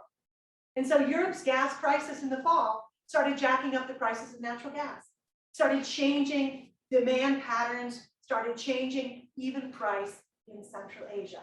And that volatility of price in natural gas is a new thing for our region, but it's going to be a durable thing. So rising demand for natural gas, Bitcoin, and climate change, which caused the delivery of hydropower this past year to be lower for Central Asia than it has been in history. All of this combines to create a massive energy crisis. And this energy crisis is related to several things. The first thing is people do expect a petro state to be able to keep the lights on, to be able to keep them warm. And what we know is that in the 13 years between 2005 and 2018, if you look at this comparatively and globally, mass protests and riots resulting in death occurred in 41 countries, most of them petrostates, and most of them in an effort to roll back subsidies that were unfairly subsidizing the rich. So these were dumb subsidies and they should be rolled back, but if you're not very careful about how you roll back subsidies, it hits the poor quickly, it gives rise to all the other grievances, and you get outbursts. We didn't hear about it as much because we're not as sympathetic, but when Iran, the country that subsidizes gasoline more than any other country in the world, tried to reduce subsidies in 2019, the riots led to the death of 180 people. So what we see is that trying to change the energy social contract is often very volatile. And what we know is that we're going to have to think about this. Kazakhstan did a terrible job of targeting subsidies. When you are in a rich country, but you have poor people, you have to help those people figure out how to get through the winter. And Kazakhstan has not done a good job of targeting subsidies. It had subsidies to everyone. It took away the subsidies to everyone, and this disproportionately hurts the poor. So if we look at, it sounds strange, but in a country that exports twice as much electric energy as it consumes, there is still high energy poverty in relatively rural areas. We are still in a world where Kazakhstan is trying to provide district heating to the rural poor, but rural homes are still using coal. 75% of them are burning briquettes in their homes to keep their homes warm. And coal is another thing where the prices have gone up dramatically globally. All right, so we've got this domestic energy crisis that's fomenting unrest, and that makes you hopeful that Kazakhstan can sell its energy somewhere else and do something back home, but not necessarily. When we look at what's going on with Kazakhstan's exports of oil to Europe, we have to remember, first of all, that Kazakhstan did join OPEC+. And who are the two most powerful members in OPEC+? Saudi Arabia and Russia. The quota Kazakhstan has been given in OPEC+, that it can sell without any argument from anybody, is 2 million barrels a day. If they go over that, they got to answer to OPEC. Lots of OPEC states cheat, but if you border on Russia and you cheat, that might not be in your best interest. Their main export route is the CPC, the Caspian Pipeline Consortium, that exports almost 3/4, I guess, of their oil exports, 1.4 million barrels a day. There was a storm in the Black Sea in March, and it took a small piece of the pipeline offline. And Russia said, oh my, given all these sanctions, this is going to take a long time to repair. And independent assessors went in, and it turns out that the damage is not serious, that Russia was overemphasizing it. It's getting back online. Kazakhstan will be able to continue to keep that going. The US Department of the Treasury has said, as long as you've got a certificate of origin, CPC, even though it goes across Russia, even though Russia's a part owner, it is not subject to sanctions if you've got a certificate. The weird thing about the CPC is that the oil, Russian and Kazakh oil are different enough that when they travel in the same pipeline, you put a timestamp, like stop the Kazakh oil here and insert the Russian. And although it bleeds together a little bit on the edges, it actually travels through the pipeline in separate identifiable quantities. So you can actually do certificates of origin, and the Department of Treasury is doing that. So far, the Europeans don't want to sanction anything in terms of Russian oil and gas exports. If they begin to sanction it, it is not clear if Russia will allow Kazakh oil to continue to get to the market. Russian interests do own a significant percentage of the pipeline, and Russian interests are involved in expanding the pipeline, an expansion that is currently, as you can imagine, suspended. Alex mentioned that we haven't been helpful in cases of Iran. Kazakhstan also has the option to basically barge oil either to Nikah, where they do a swap and export Iranian oil stamped as Kazakh oil, or they can bring it to Azerbaijan to put through the pipeline if the Azeri pipeline is not overloaded. Kazakhstan is following those options, but barging is not a preferred way to move oil, and the block on the Iranian pass-through has been problematic. So then you might think, oh, maybe they can sell their oil eastward. Don't they sell a lot to China? Next slide. The sad thing for Kazakhstan is that although China owns about 25%, 24% of equities in Kazakhstan's oil, the only pipeline that is Kazakh that goes to China is a relatively small one. Remember, our pipeline going to Europe was 1.4 million barrels of oil a day. The one going to China is 400,000, of which Russia has the contract for half. So that's 200,000 barrels of oil a day. And in one of those displays of Russia-China solidarity, in February, right at the end of February, when other things were going on, Rosneft and China renewed their agreement that Russia gets half of the oil in that pipeline, so Kazakhstan cannot plus up.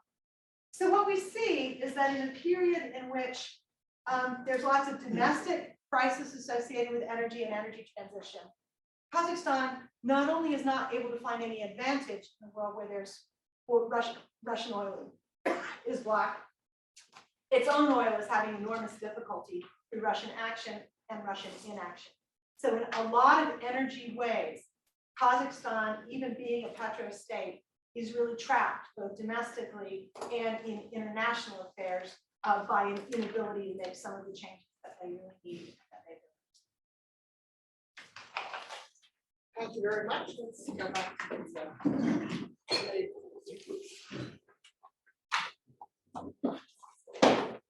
So I think we do have 15 minutes for discussion and questions. Erica, did you want to reply to anything that Alex had discussed? Oh, no, I was not really.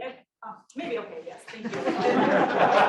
What I want to say, just like look at Ukraine, and this is also referred to as presentation. When Ukraine is a transit country for Russian gas, Ukrainian society has been, Ukraine has been building as a nation since Crimea, and two things can coexist. We still can have large parts of the population supporting Russia, but then an extremely antagonistic public expanding in the region. And that's what I see, that in Central Asia, the awareness of the Russian brutality, not just current, but just historic, the general discourse that we see is going to move the region away from glamorizing Russia. Yeah, and I should just say, Because, well, we don't have Want to polling. take your mask off because. Oh, yeah, sorry. Yeah, and we just don't have polling on the war in Kazakhstan. Yeah. Right, that's a big one. And Teresa, for you, do you think there's any connection, because I've heard it from other people, between Kazakhstan's refusal to send Kazakh troops to fight in Ukraine and the, maybe not the fire itself, but how long it's taken to getting this back online again? Yes. I mean, I think that if there's always, one of the reasons why, one of the questions that we have to think about is if we are fought to a cold peace in Ukraine, it is not clear at all to me that anyone, including Ukraine, would want to continue to use Ukraine as a transit state, because it is so often the case that the quid pro quos are strangely varied and you have to dig a little ways to find them. But I do think that there is some association between, I think that Russia was frustrated by the US Treasury, pushed by Chevron, of course, making the announcement that they were going to accept certificate oil to make sure that Kazakhstan was not harmed. And then Kazakhstan was not as cooperative as Russia hoped. And then Kazakhstan oil goes offline for a couple of weeks until an investigation can determine that maybe we can fix this up. Yeah. Yeah, I mean, it's ironic if you think the Ukrainians, before all this happened, were so much against Nord Stream 2 because they still wanted those revenues from the transit. And some of us have been saying for some time, maybe it would have been better for Ukraine to wean itself off dependence on these revenues. And now, of course, we're in a completely different situation. Not only that, but if you look at Moldova, if your gas supply comes through contested territory, it just buys you so much trouble, so much Russian opportunity. And Russia has promoted Bitcoin in Transnistria and charged Moldova for the electricity. Russia has found so many ways to make being a transit area a vulnerability for Moldova instead of an asset. I think that, frankly, I think that closing all the trans-Ukrainian routes and opening Nord Stream 2 is a better option than trying to reopen the routes. Okay, that's a subject for another discussion. Questions, comments? Okay. So thank you very much again for your very, very informative presentation. My question is about the elephant in the room that I think everybody kind of has gotten used to be an elephant in the room and kind of not speaking about, which is Turkmenistan. I think Turkmenistan just a couple of weeks ago had a shift in its president, very much unspoken about. Serdar Berdimuhamedov became the president of Turkmenistan. So my first question has to do with that. Maybe Mr. Cooley can help me with that answer. What do you think we can expect from that shift in Turkmenistan? And then the second question has to do with energy, also related to Turkmenistan. What is going to be the role of Turkmenistan as owner of 7% of global natural gas now in this new shift from Russian gas into other sources in this new market? Is the European Union, do you think, gonna make Turkmenistan an important provider of natural gas, or maybe not consider it? Thank you. Alex? I mean, I don't have any special insights except just to say no. I don't think it's gonna really do anything. Turkmenistan will continue to pursue as cautious a foreign policy as it possibly can. And the Chinese relationship is key in terms of Turkmenistan essentially being an economic client of China. And I'll defer to Teresa on what the prognosis for that pipe gas is. Well, first of all, there has been one important breakthrough, and that is that Azerbaijan and Turkmenistan have resolved their disputes in the center of the Caspian Sea and are cooperating on that exploitation. It used to be that Turkmenistan didn't want to touch that because they thought it wasn't important enough. Azerbaijan's been pursuing that for a long time. I do believe that's going to continue to go forward.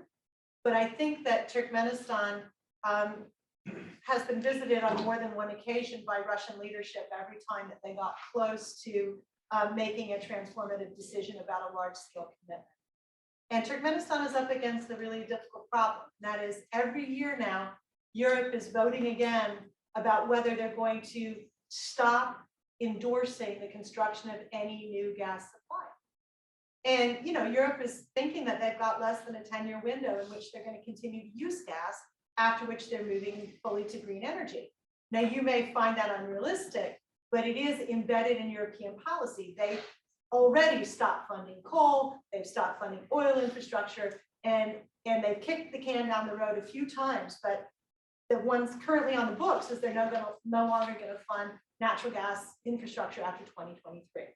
Now, we assume that the Russo war is going to change that perspective a little, but this takes me back again to Nord Stream 2. If you believe that you're only going to be using gas for less than 10 years, what's the new infrastructure you're willing to build? Without a willingness to get that infrastructure in place, Turkmenistan's options to go toward Europe are very limited. However, there is another opportunity. That's a good news, bad news.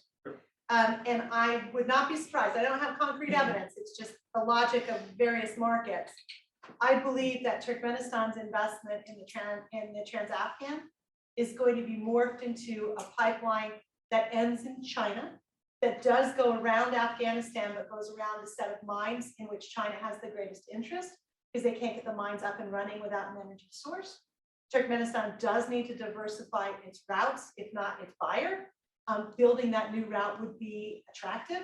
And Turkmenistan is still cherishing this narrative that they can get all the way to Pakistan and India, but the evidence increasingly is against them. And the Chinese interest in doing some more mining in Afghanistan is building to some extent. So I think that's the route. I do think that Turkmenistan's gas finds a home. I think it finds a home across Afghanistan and China, which is not what anyone expects, but I do think that the evidence is supports. Good. Next question. Hamza, yeah. Hi, Hamza with the IMF. China is experiencing significant slowdown in economic growth, and there is also renewed lockdowns at the major cities. How is this going to impact the Belt and Road initiatives in the long term, and also the energy imports as you touched a little bit? Thank you. I mean, one stop.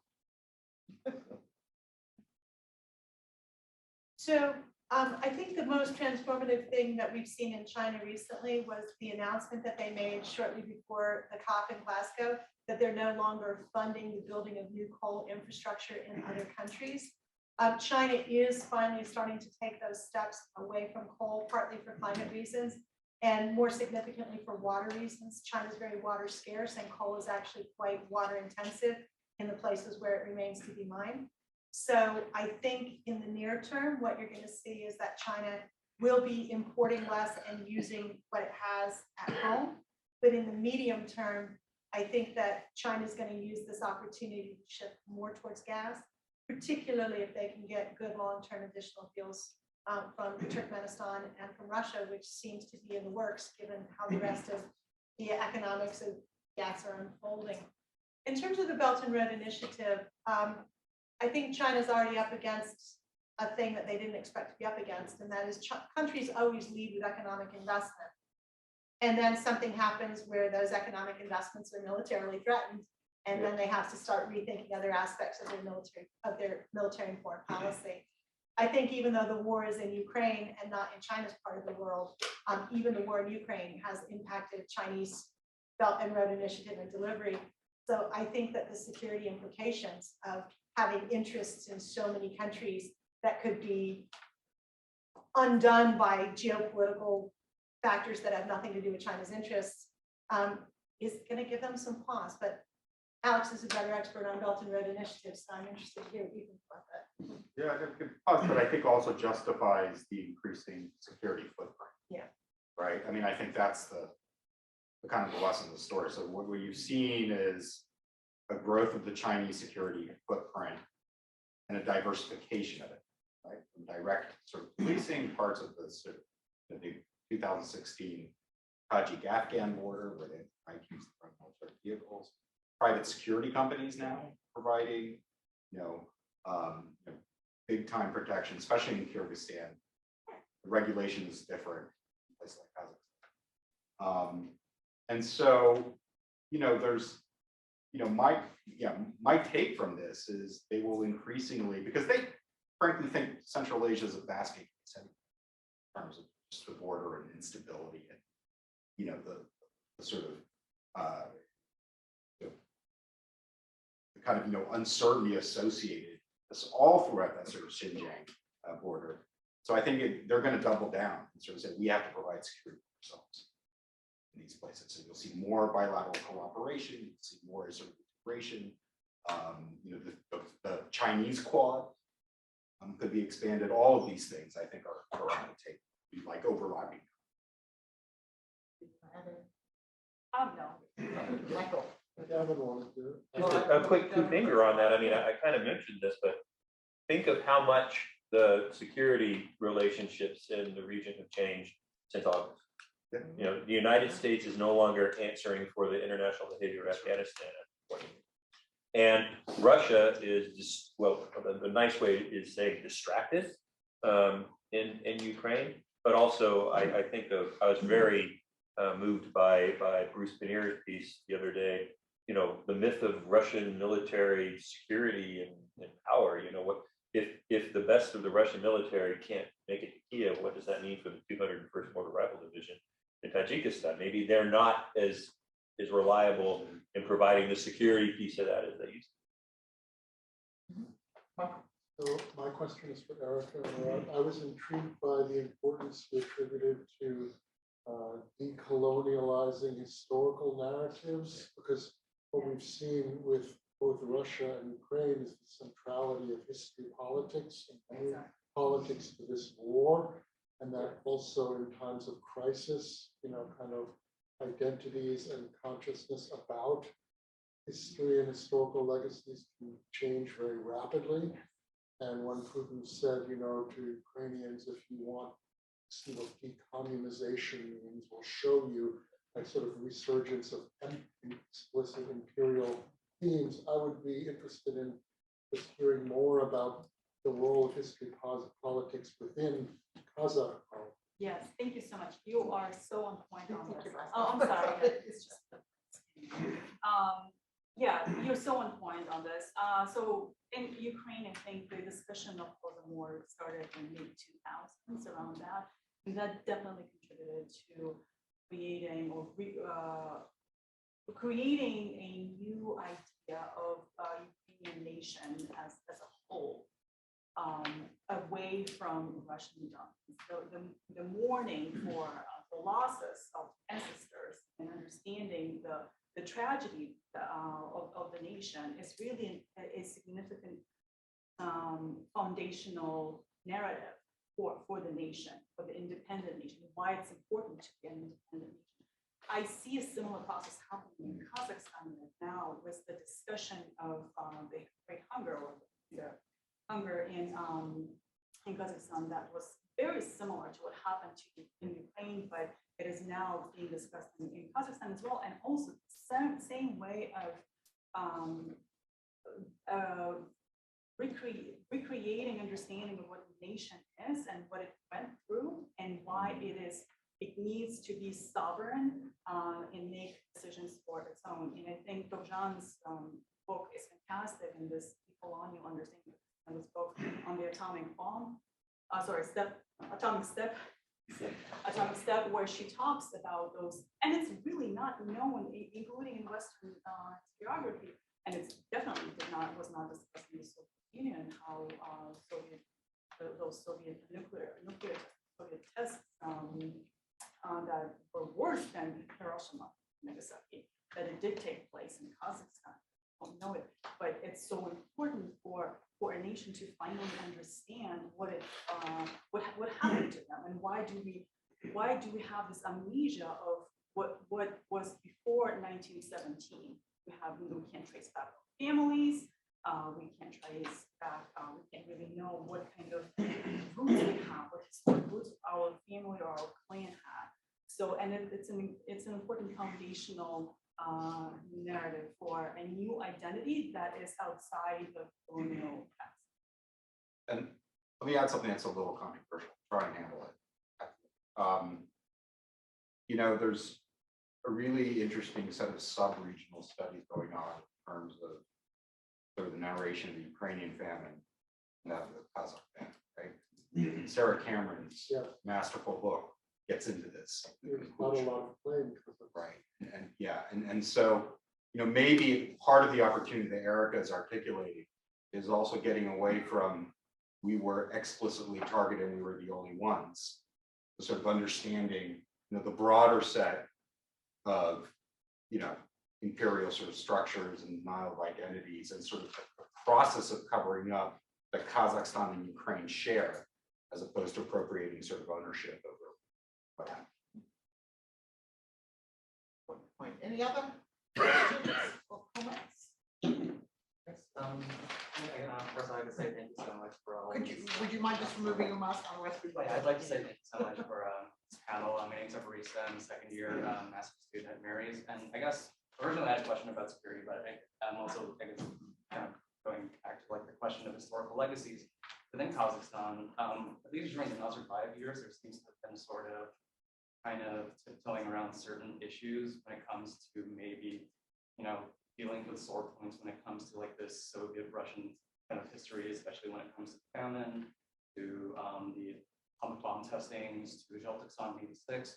But I was wondering, like, with the change and like consolidation of power in Tokayev and also the war going on in Ukraine, do you think there's going to be that sort of shift will be more permissive to allow that sort of discourse kind of like arise and kind of like really refocus kind of Kazakhstan's own like national memory towards really exploring issues like that in a much more It is happening. It is happening. There is a fantastic book that was published by Kazakh and Central Asian authors on exactly that. What is it that we don't know?